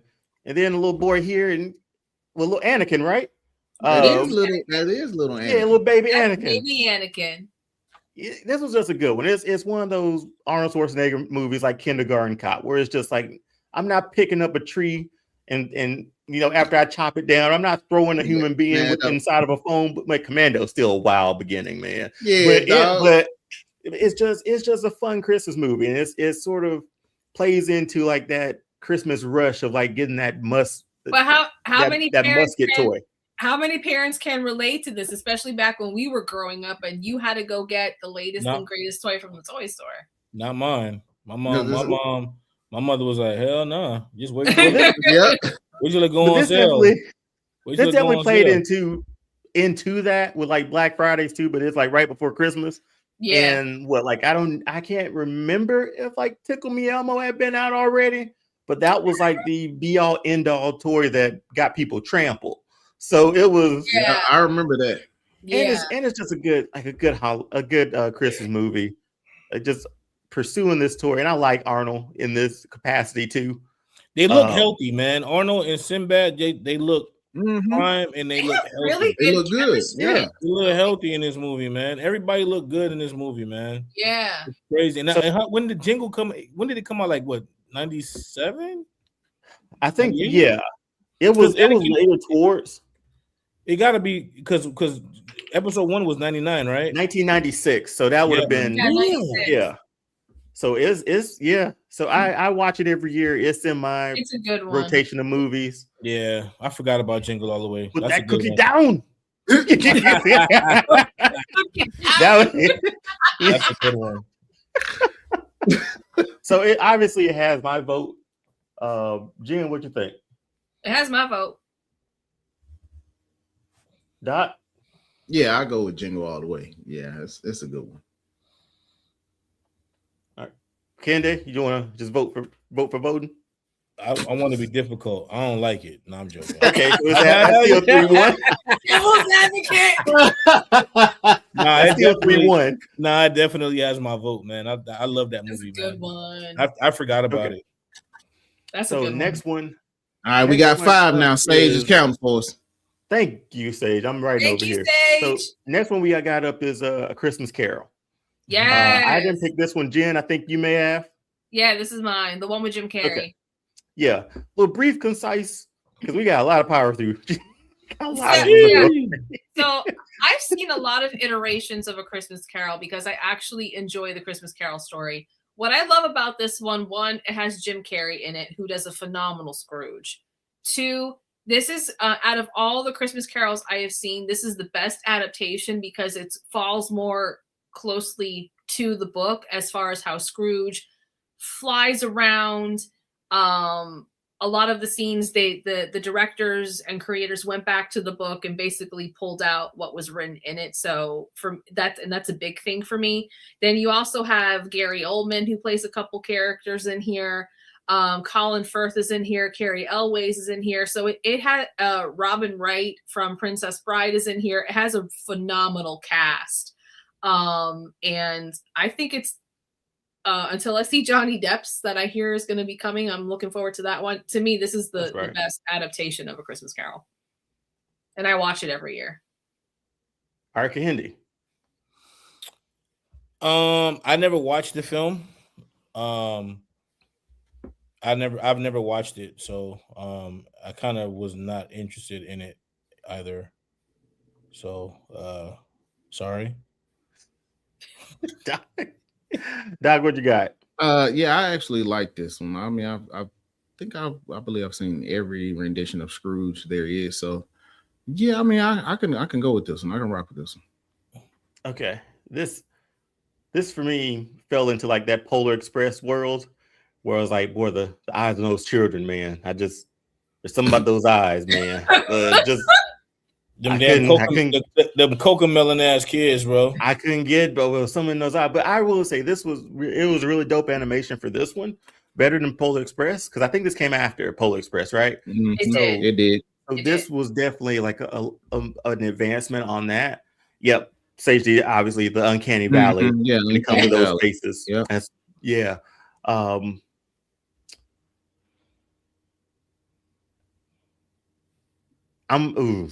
Okay, it's the tie for that one, right? Okay, so it's tie. Yeah, I'm trying to take notes here because there's some I feel like. Okay, let's do this. Let's keep going. Let's sort of do this then, because we can run through them. Because I feel like there's some on here that are pretty definite, perhaps to be added to it. But yeah, and that should have been Home Alone 2 underneath Beverly Hills Cop. So next one's up is Trading Places. I picked Trading Places for that one. I learned what pork bellies were. That I watch it plays. Mortimer and Randolph, those boys betting $1. We're back to ruin people's lives, bro. Valentine out there, like it's again. It hit those elements for me. It's during Christmas. We got Dan Aykroyd as a drunk Santa at the beginning of the fall off, and it's one that's in my rotation for Christmas. Just of the look and feel of it, and in a lot of other movies will fall into that too. But Trading Places for me, Doc, what do you got? As you know, Eddie Murphy is one of my favorite comedians off top, but it does not make my list. All right, that's understandable. Mortimer, we're back. That's Coming to America. Candy, next one up. Yeah, Fire. That wonderful film, and I love how they, I went back and I had to go after, obviously the Coming to America stuff. I was like, hey, yo, that's what's up. yeah. This movie was fire, bro. I love it. Jim, what you got? You can't get honestly, bro. Like if you think about it, like you got this Eddie Murphy, and then you have that Dan Aykroyd. I mean, bro, like you can't get that Saturday Night Live crew was prime, dog. Like the acting, the joke, the timing, the wit, bro. You just can't. We'll never get that again. We'll never get that whole 80s, 90s, those films, acting, scripts, timing, camera speeds. We'll never get that again, bro. Sorry. Yeah. The movie was fire. Yeah. Just Trading Places make your list. It doesn't. It's not one I usually watch around Christmas time for me personally. All right, easy. Wait, is that? It's a tie. Too. Ah, damn it. There's got to be an easier way to get through this list. Come on, keep going. There's got to be an easier way. And it's cold. It's a Christmas movie because it's cold outside. All right, next one up, Mickey's A Christmas Carol. I'm going to just say it off the bat. Oh, the classic one, right? Mm-hmm. Yeah. Doc, did you pick that one? Yeah, that's me. That's you? That's me. So we all know Mickey's A Christmas Carol. It has the classic feel. That's one that I watch every single Christmas because of how it makes me feel. It reminds me of when I was growing up watching this with my family. We're all sitting around and eat popcorn with the real tree and all that joints. And that's it. Y'all vote. Candy, what you got? Oh, absolutely not. No way. Oh. No. I've been hold on. I've been working on mine with Xander. Oh boy.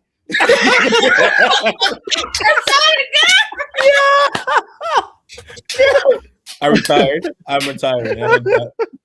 When you go to Disney, you have to and record Mickey's reaction. It all starts with that laugh, man. They gotta be that chuckle at the beginning.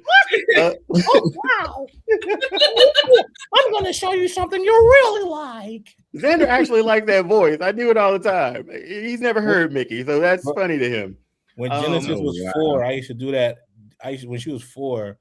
What are you doing, Mickey? Where are you going? I gotta go to the restroom. Leave me alone. See, you sound like when like Family Guy does it. Right. Family Guy's like copyright infringement. Copyright infringement. Hey, well, I say you sound like a young Pennywise, dog. Oh my god. This is I love Mickey, I love Disney, but this is gonna be a no for me too. It's a no for me, dog. Jen? We have another tie. Oh my god, man. What? Okay. I think we got to purpose. Okay, we'll get some definite ones in here. I know we will. Next one up is Elf. Yes. I did not choose that one. That's mine. I don't know if it was on Jen's list or not.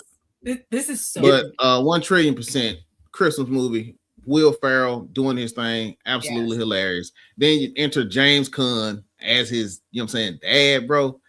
Man, this movie had all the things for me. And then you get the, the whole little love interest joint. I love it. Christmas. Jen? My answer is yes. I love this movie. I watch it every year. It's so good. Candy?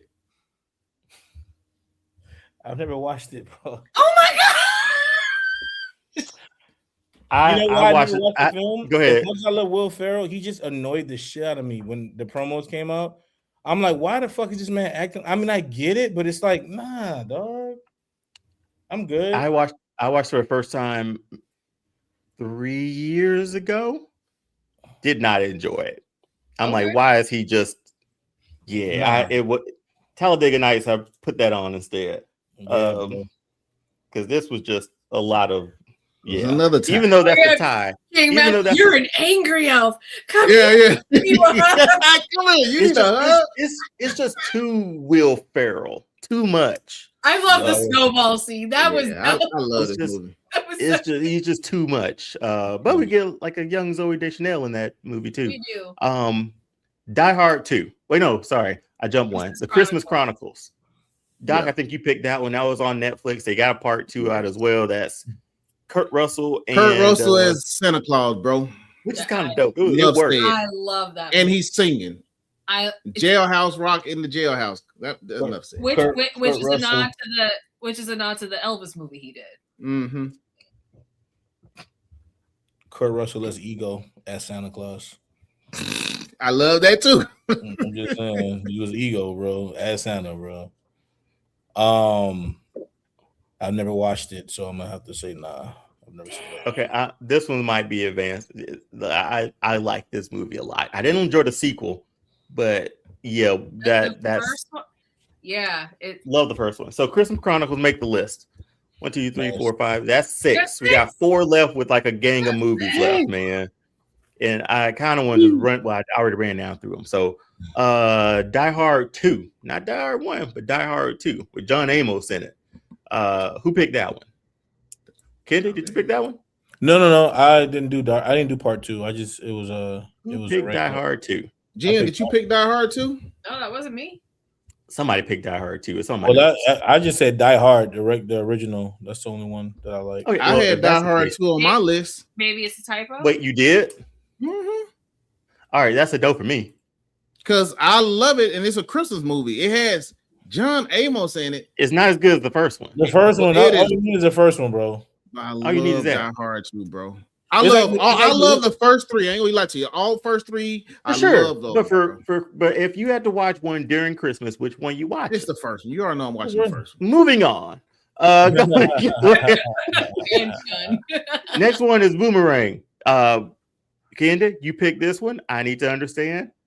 Or don't. Why Boomerang? Because it's a Christmas movie. It's in December. He go through all of what he go through. Then they got the little Christmas joint with the mushrooms, and they got a coordinate and the bang, bang, bang. Come on, bro. It's Christmas, bro. It's Christmassy. And I saw the movie in Christmas time too. It's Christmas. I ain't gonna lie to you. I vote for this one, dog. I ain't gonna lie to you, dog. Right, and this right here, bro. This is Eddie Murphy, Martin Lawrence, and David Allen Greer. My bro, this is top tier final. This is final form Eddie Murphy right here. Yeah, bro. Final form. That's final form Eddie Murphy right there. Because you get the best Eddie Murphy. Oh my gosh. Trading Places, 48 Hours, Beverly Hills Cop, Boomerang. Those are the best Eddie Murphys, bro. Final form Eddie Murphy. Wait, say those again. What? 48 Hours. Oh, the Beverly Hills Cop. I say Trading Places. The Trading Places Eddie Murphy. The 48 Hours is another 48 hours. Then the Beverly Hills Cops, and then the Boomerang. No, that's the final form. But you can go a step further and go raw and delirious Eddie Murphy. But that's what led him into those versions of himself. Yeah, bro. Yeah, man. Eddie Murphy right here, bro. Promise you, that's final form Eddie Murphy. He's not. He can't top Boomerang. He didn't top Boomerang. Okay. Jen, thoughts on Boomerang? Deion said, "Shut up, nigga." You didn't say Coming to America. You didn't say Coming to America. I did say Coming to America. Not the second time you went through. I thought I heard the first time. I'm sorry. Coming to America is definitely top tier. Top tier. To me, it's the greatest comedy ever created. But wasn't that his very first movie coming out, right? Coming to America. No, it was 48 Hours. It was Trading Places. It was Trading Places. Was this? Yeah. It was Trading. Yeah. So it was Trading Places. Then they gave him the shot. Then Coming to America. No, Trading Places, 48 Hours. Coming to America. He paid homage to Trading Places when he brought. You're right. And then Beverly Hills Cop, and then we got Boomerang. Yep. That was a good run, man. Nobody has had a run like Eddie, especially during that point in time. Yeah, I was like Jordan 6-peat, man. Like not 6-peat, but 3-peat, then another 3-peat. So it's like, hey, Jen, any thoughts? My answer is no. I've never seen it, and I need to watch it. I'm offended right now. It's so funny. I am sorry. Honestly, Jen, it's a really good movie. You have a star-studded cast of people that were on the come up in their careers that have become humongous stars. I wrote it down on my notebook to watch it because it's just one that I haven't. And the soundtrack, bro. Yeah, beautiful. I mean, soundtracks at the time were just bang, all of them. Like, yeah. Okay, that's when Tony Braxton became a star because of this film. Sorry, dog. Go ahead. Tony Braxton became a star because the single with Babyface is what made her who she is today because of this movie. Yes, sir. Promo. Yeah, my bad. I watched a lot of TV growing up. No problem, man. We all did. When Die Hard 2, that was Home Alone 2. I mean, it's not the first one. Yeah, that was one of my picks. Oh, that was a pick for me. And the only reason I said Home Alone 2 is because Home Alone 1 is obviously the greatest, right? Top tier, right? And the only reason I said Home Alone 2 is because of the one scene with Donald Trump, when Donald Trump was cool for that one split second. He was the coolest for that split second in Home Alone 2. To tell him what way he went or something like that. Thank you. Can we talk about Tim Curry instead? Tim Curry. Yeah. Oh, yeah. He was hilarious. Looking like the Grinch in real life. Yeah, that was hard. That was hard. Play the Grinch. I'm not gonna lie, the bird lady terrified me, but I love this movie. I did not like that bird lady. 1 and 2 are really good, but one takes it. Yeah, one takes it. I mean, this is one takes it, right? Yeah. Okay. Yeah, just next week. So next one up is called 8-Bit Christmas. That was one I picked. That's a relatively new one that's been on I think Max for like the last 3 years. I haven't seen it actually. We're taking back in time, and this probably won't make the full on list, but the premise of it, if you haven't seen it, go head over to see it. All this kid wanted was like a Nintendo for Christmas, man. And and Neil Patrick Harris, he's telling the story to his daughter about it. And we go back to the 80s, is right there, and it's all like this one kid has everything. That's what you're seeing now. That one kid had the Power Glove, man. And he would just like on Saturdays, kids would like be outside his house, and he would like just pick who to come in and play the game for the weekend or whatever it was. But it's like a little heist movie too with these kids trying to get this Nintendo, and it's a wholesome, really good movie. And like the ending, it kind of had me tearing up at the end, man. So it was a good one. But I know y'all haven't seen it. I know it probably won't make the cut, but as a suggestion to see, please see it. I think you'll like it, especially I just wrote it down so I can with us being relatively close in age. That sort of hits a little closer to home. You remember that Nintendo or that Sega Genesis or that PlayStation getting that, and then you can devise a plan on how you and your buddies can get it. So it's a dope movie if you hadn't seen it though. On HBO Max, really good one. Next one up, Jack Frost. Which one? That's the one with the Michael Keaton. Okay, because there's another one out there that's like stabby in it. Michael Keaton, Jack Frost. Well, there's the original animated classic that's like what 1960 something. Oh, the animated one. Yeah. Oh, Jack Frost, man. Yeah. Candy, make a case real quick. I only picked it because I watched it a lot when I was a kid, and then it was Michael Keaton, and I was into Batman a lot, and I never seen Michael Keaton as anything but Batman. It's terrible. And then when Jack Frost came out, it made me think about the Campbell Soup commercial, and then the movie. I was like, oh my god, the Campbell Soup commercial with And then I watched the movie, and I thought it was cool. He was a little creepy, but it was cool. It was a little Ghost Dad-ish. You know what I mean? It wasn't for me. It was not for me. We gotta at least see a move and come alive real quick. No, I was like, nope. I'm good. Nope. It was a no. Dude, y'all know I was terrified of the Marshmallow Man. You know I wasn't watching this. I was like, no, I'm good. Hey, what's going on? Hey, man, but there definitely is one where it got a little stabby in it. That's the other Jack Frost. Yeah. I looked at that trailer by mistake when I clicked on it instead of this one. Whoops. So it's not making mine either. It was a little too. Not for me. It was a little too. Oh no, man! Right. It's hard to explain. You know what I mean?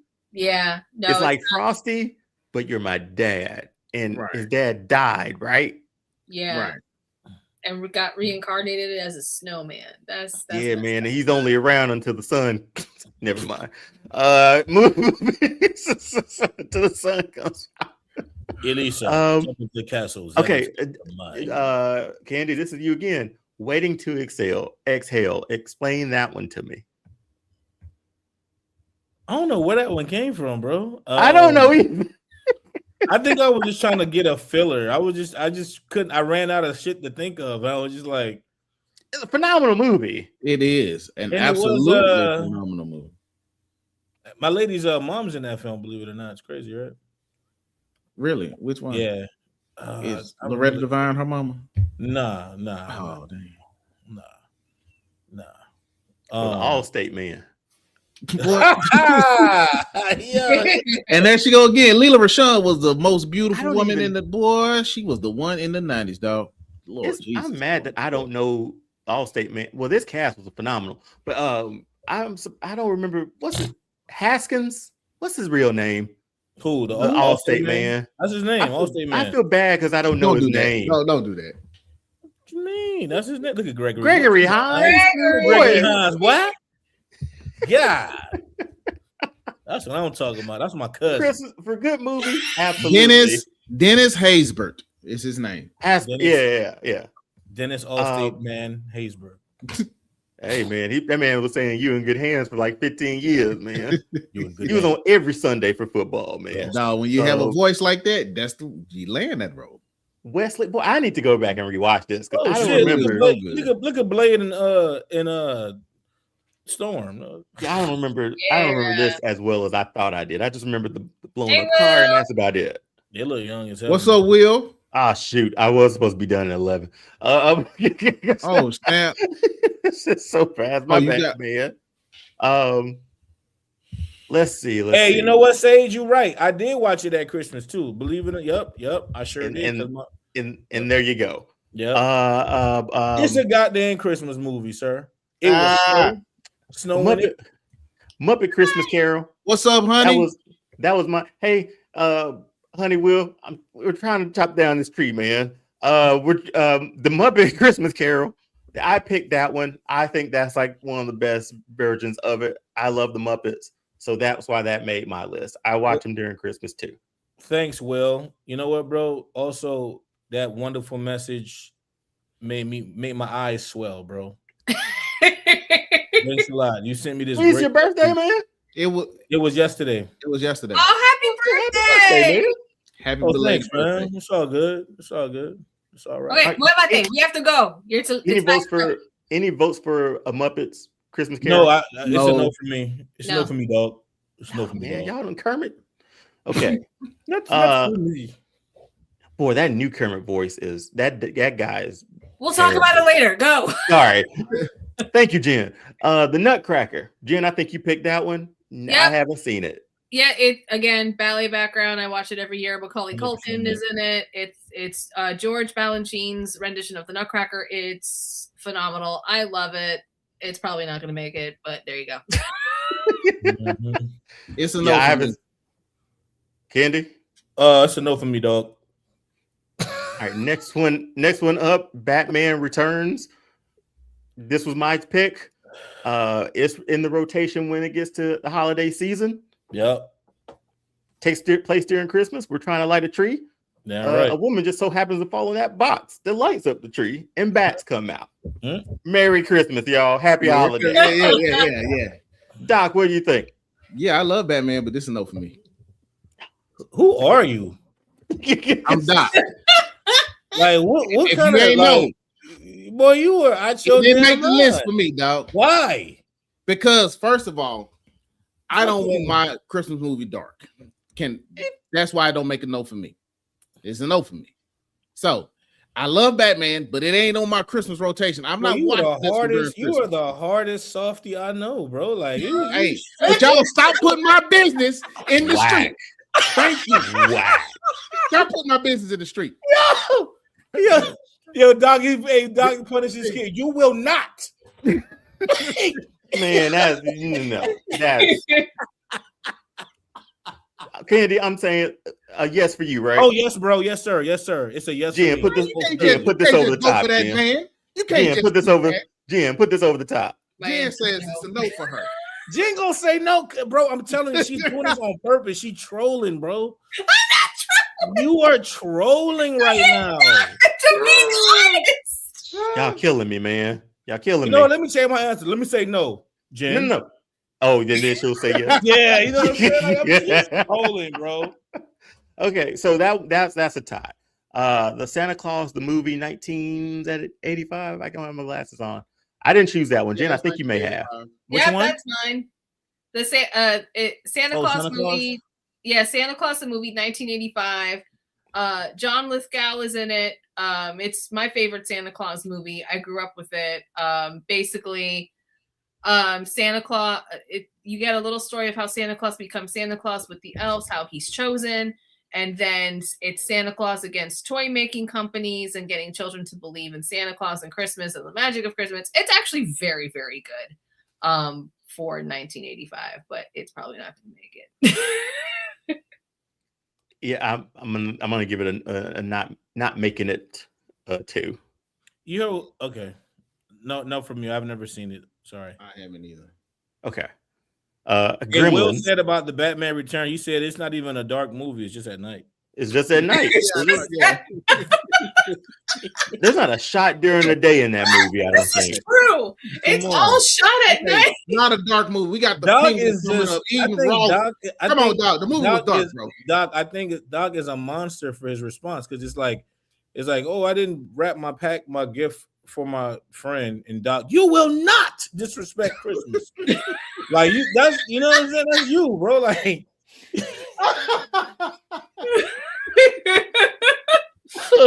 not in this house. Gremlins. Yeah, Gremlins. Thank you, Bridget. Jen. Gremlins. Candy, I think you picked that one. I did. Ask me why it's a Christmas movie. I'm gonna say yes. It's a Christmas movie. Because it is a damn Christmas movie, bro. I'm gonna say yes to Gremlins. Because Gizmo was a gift, wasn't he? Absolutely. Yeah, he's a gift. I mean, it technically is. Gremlins. And they were in the snow. They were in the snow. Well, I'm gonna say, you know what? That's an unusual concept because they were in the snow. Why he ain't pop out them balls? Because I know that snow melted on him. Okay, we can't. You got okay. Move on. Keep going. Hey, wait a minute. Yeah, how can that be? How can you say yes and that? And that's a dark movie. Who said that? I actually like Gremlins. I love Gremlins as a Christmas movie. I will watch that one. I don't watch Batman. Hey, Doc over here moving the goalpost, bro. No, boy. Gee, I'm telling you what I watch. You will not. I don't watch Batman during Christmas. Jen, what you got on Gremlins? It's a no for me. I don't watch it every year. Granted, does it happen during Christmas? It does. Come on, Gizmo, man. I like Gizmo a lot. Gizmo was lit, bro. He going off cuteness alone. The trailer for the third one drops in like March. Ooh. Let's do it. Let's move. Let's put Gremlins in this list, man. All right, we got 7. All right. All right, next one about the Grinch.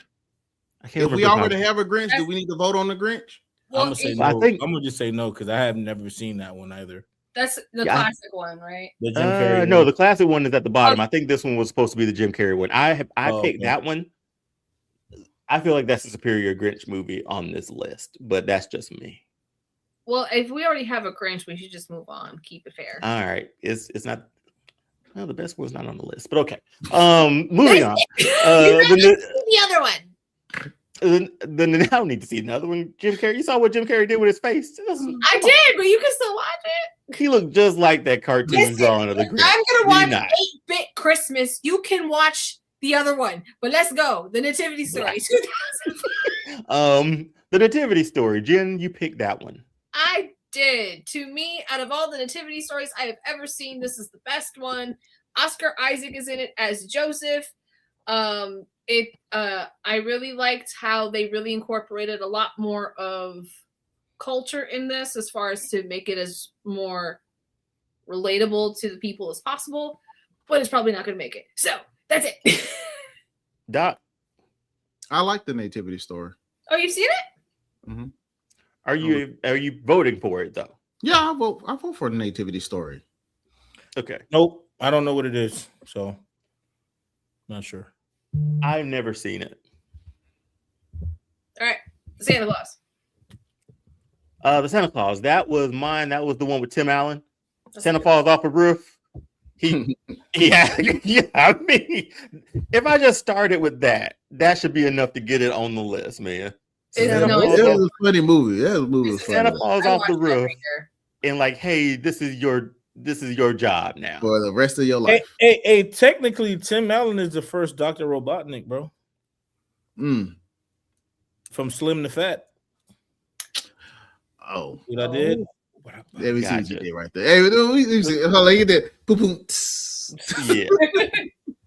So essentially, it just moves straight on from another Santa. Apparently, this is a thing. He just falls off roofs, and just has cards in his pocket saying like, "Hey, you find just it, in case dog. he dies. It's you." This was my vote. I'm gonna vote for yes because I love watching this movie. But My vote is Jen, yes. Doc, Yeah. oh, we are finally moving here. 8. All right, yeah, and then he gets back, starts growing a beard. The man shaves, goes in the bathroom, he got his beard back. It's comedy, man. It writes itself.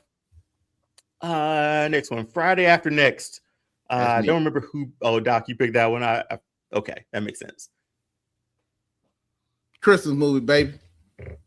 Craig and Day Day back in the hood. Let's go. Ricky Smiley. John Witherspoon. Yeah, Christmas movie. Absolutely funny, phenomenal. You do in my house. Make a big ass sandwich.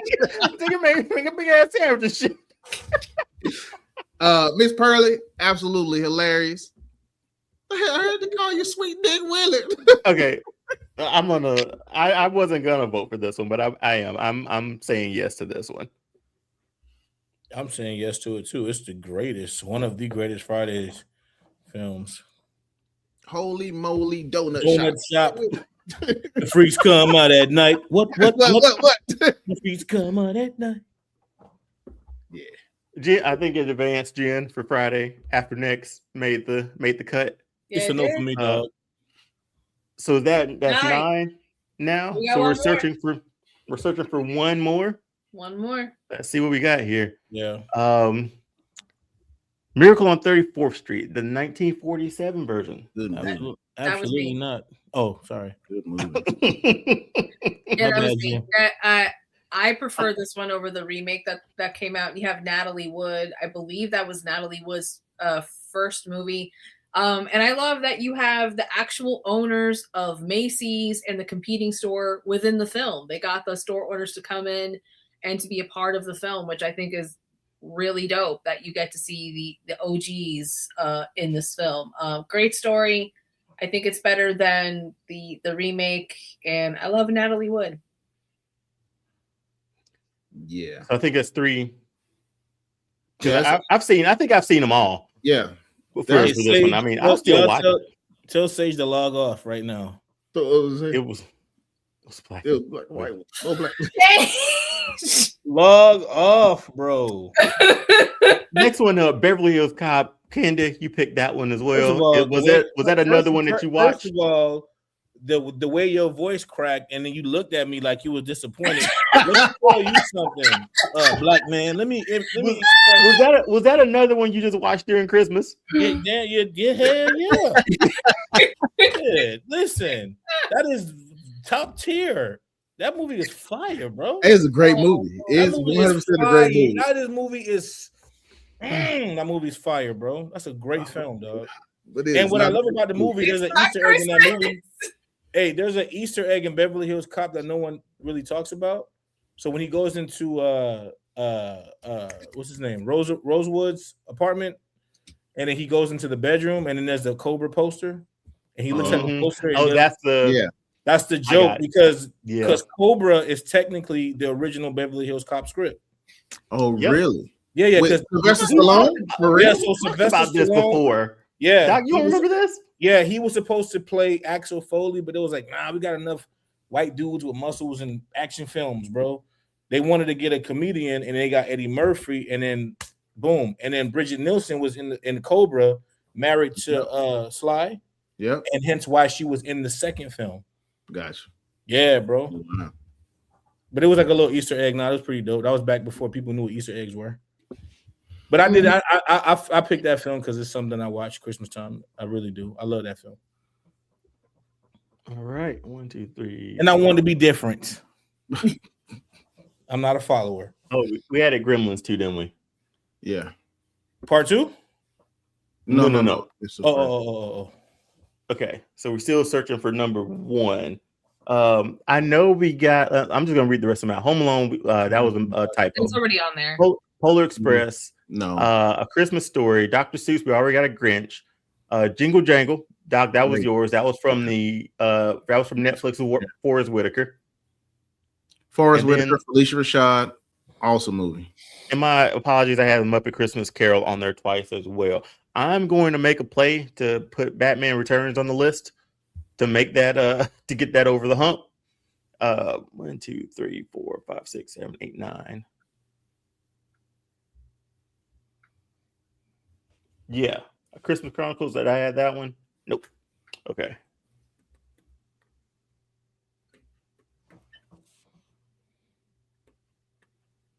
Okay, I'm gonna vote for Batman. I need somebody. Well, okay. Will gave me a vote in the chat. Batman definitely is a Christmas movie. It is. Is that enough to put it over the hump? Flip a coin. It's a Christmas movie, bro. Man, go on to take it, man. Golly, man. The movie came out in Christmas. Check the release date of that damn movie, bro. Own it. I'm checking it right now. Own it. Okay. So I'm gonna read out the list of what we have, okay? Yeah. Let's see if I can get through this quick. The Grinch, Rudolph the Red-Nosed Reindeer, Die Hard, Home Alone, Jingle All the Way, Batman Returns, The Santa Claus, Friday After Next, Gremlins, and The Christmas Chronicles. Those are our 10. All right. I'm gonna try to make this as quick as I possibly can. Of that 10, who's won? Doc. I'm gonna say Die Hard. Candy. Die Hard. Oof. Jen. Read it one more time. Here we go, Candy. The Grinch, Rudolph the Red-Nosed Reindeer, Die Hard, Home Alone, Jingle All the Way, Batman Returns, The Santa Claus with Tim Allen, Friday After Next, Gremlins, Christmas Chronicles. Jen is an ensemble piece. She's gonna say Christmas Chronicles. I actually I'm a detective. No, I think I actually want to go with the Tim Allen Santa Claus movie, actually. Okay, I'm wearing the sweater for goodness sakes. I'm going Die Hard at number 1. He only said that because he only said that because he's ready to go. Yeah, exactly. I wasn't gonna make a case for Christmas Chronicles there. Okay, I'll make a case for the second one. Of the list, Home Alone. Ooh. That being number 2. Oof. I'm with down. that. I'm down for that. Home Alone. I'm down for that. Yep. Okay. I think Friday After Next need to be 3. Hey, bro, you said Batman wasn't a Christmas movie, bro. You don't. Friday After Next is a Christmas movie, and it's light and jovial and lighthearted and wonderful. Why number 3? Why you sound so aggressive, bro? Yo, the Doc, man. That's my bad, bro. Yes, sir. See, so I don't know. Maybe we can finish this sometime, but I'm trying to get at least the rest of them ranked so I can actually put this list out on socials for our official top 10 Christmas list. So what we have left here is The Grinch, Rudolph, Jingle All the Way, Batman Returns, The Santa Claus, Friday After Next, Gremlins, and The Christmas Chronicles. Okay. I said Rudolph for number 3. I don't mind that. We're actually going to see it at the Center for Puppetry Arts this weekend, so that's gonna be fun. They bring some of the puppets there too, or the stop motion one. Oh, that's gonna be fun. Yeah, I don't know if Xander's gonna sit down for it, but we'll find out. Go with Rudolph. Let's go. All right, Rudolph's out. Die Hard made the list. Home Alone made the list. Next one's Jingle All the Way. That could Batman, Jingle All the Way, Batman's Returns, the Santa Claus, Friday After Next, Gremlins, Christmas Chronicles. I say Jingle. I say Jingle All the Way would be number 4. Yeah, I agree. Jingle. Can't type. All right, and so that one's off. We had left The Grinch, Batman Returns, The Santa Claus, Friday After Next, Gremlins, and The Christmas Chronicles. You put Batman at number 5. See, you are a conundrum. Like, hey, that's why y'all love me. I was gonna say the Grinch, but hear what else everyone else has to say.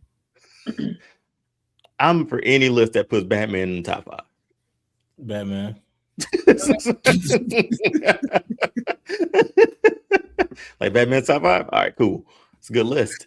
It's gonna be a good list. Okay, move some stuff around here. Okay, so we got The Grinch. This is 2018. The Santa Claus, Friday After Next, Gremlins, and Christmas Chronicles. Gremlins. Whew.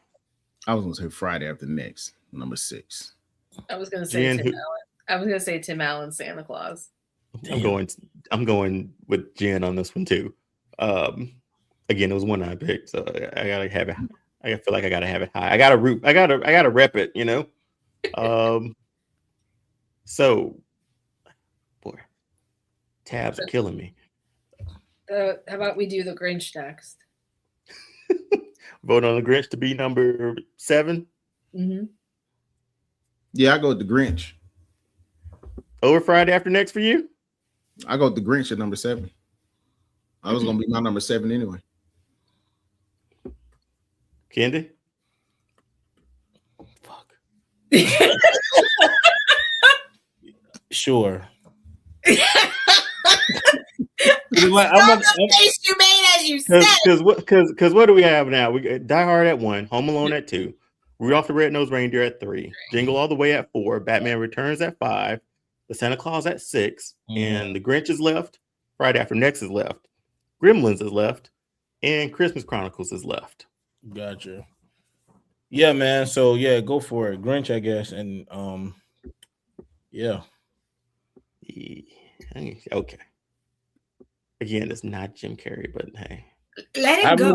I've never watched any of those, man. So let it go. The Jim Carrey one was far more superior than this one. You haven't seen it. Now, I'm not saying that Jim Carrey's is not good, but you haven't seen it, sir. Bars. I know what I know, and I feel like I know that. Hey, the next one is gonna be Friday After Next. Yeah, Friday After Next. I can agree with that. And then the one after that is gonna be the Gremlins. See what I did? And so Christmas Chronicles is number 10. Jen, do you agree? Do you concur? No agreeing, it's over. Because the only thing else that we had tied was we were in Bad Santa if we wanted to revisit that one, but nah, this is a good list. Okay, let me smooth this out. So for the list, boy. Hey Sage, you're right.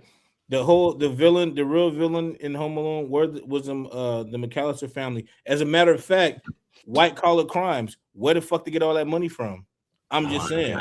Oh goodness! Wow, that's where we going with that one. Yeah, white collar criminals. Oh, let's just buy another plane ticket for all 12 of our family members, first class. Yeah. Where'd you get that money? In the 90s. That was a nice house. Minimum wage. That was a huge house. That was a nice house, bro. Come on now. Yeah. That was a huge house. I'm not gonna lie about that. And they all had money. No, his brother was broke. Remember? No, he was cheap. Hey, he was stealing the silver. He stole the silverware. Remember? He did. I was watching Home Alone. Hey, I was watching Home Alone, and I realized, you know why Kevin got left behind? Because his parents forgot him. His parents forgot him, and that little boy was in the car when that girl was counting. Uncle, you remember when they made the mess and he threw stuff in the trash? Oh yeah, he threw out his ticket. He threw his ticket in the garbage. I was like, this is the man ticket. It is in the trash. Ain't that something, bro? Oh yeah, no, I saw that. Here it is. All right, so our official top 10 holiday movies: Die Hard at 1, Home Alone at 2, Rudolph the Red-Nosed Reindeer at 3, Jingle All the Way at 4, Batman Returns at 5, The Santa Claus at 6, The Grinch at 7, Friday After Next at 8, Gremlins at 9, and The Christmas Chronicles at 10. Kende, that face. I'm not watching this order. Nobody's gonna watch in order as long as you know this is our top 10. Kende starting with 9. for sure. No, He's starting with 9 for sure. This is the official All-Star Fandom Holiday Top 10. That's what this is. And this will be put on the socials for tomorrow. Whatever order you choose. Yeah, a few days before Christmas, go ahead and watch it. If you haven't gotten some of them in, and also take a look at go back and pause the big screen list that we put up and look at a few of those if you haven't seen them as well. Some really good Christmas movies out there. Oh, yeah. There's a lot that I haven't seen either, and maybe go back and watch Waiting to Exhale because look at that cast, man. Hey, man, that's a damn good cast. Gina, I'm gonna throw it to you real quick because I know this is an important mic drop. So we had to. I'll make this quick because it's late. Dion's late.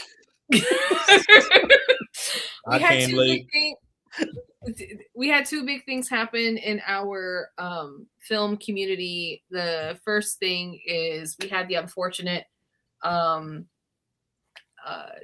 passing. I know that's not the right word, but I just want to be careful because of YouTube of Rob Reiner and his beautiful wife Michelle. It was very tragic, unexpected, and he's given us a lot of great creativity in the film industry, and this is just a very sad loss that we are walking through right now with this. So prayers to the entire family, and hopefully this will come somehow to a peaceful resolution with everything that's going on right now.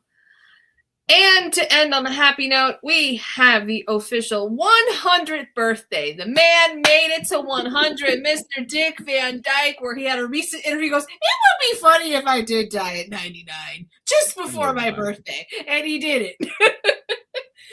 He looks healthy. I would say he looks healthy. He seems healthy. He's up walking by himself with a cane. He looks okay. Man, his smile is exactly the same, bro. It hasn't changed. Yeah. I mean, the legacy this man has given us since the show Dick Van Dyke, from Mary Poppins, Chitty Chitty Bang Bang, and all of the other stuff that we have from him. Yep. Just Diagnosis Murder. That was mine. Diagnosis That Murder. Was mine. That was mine.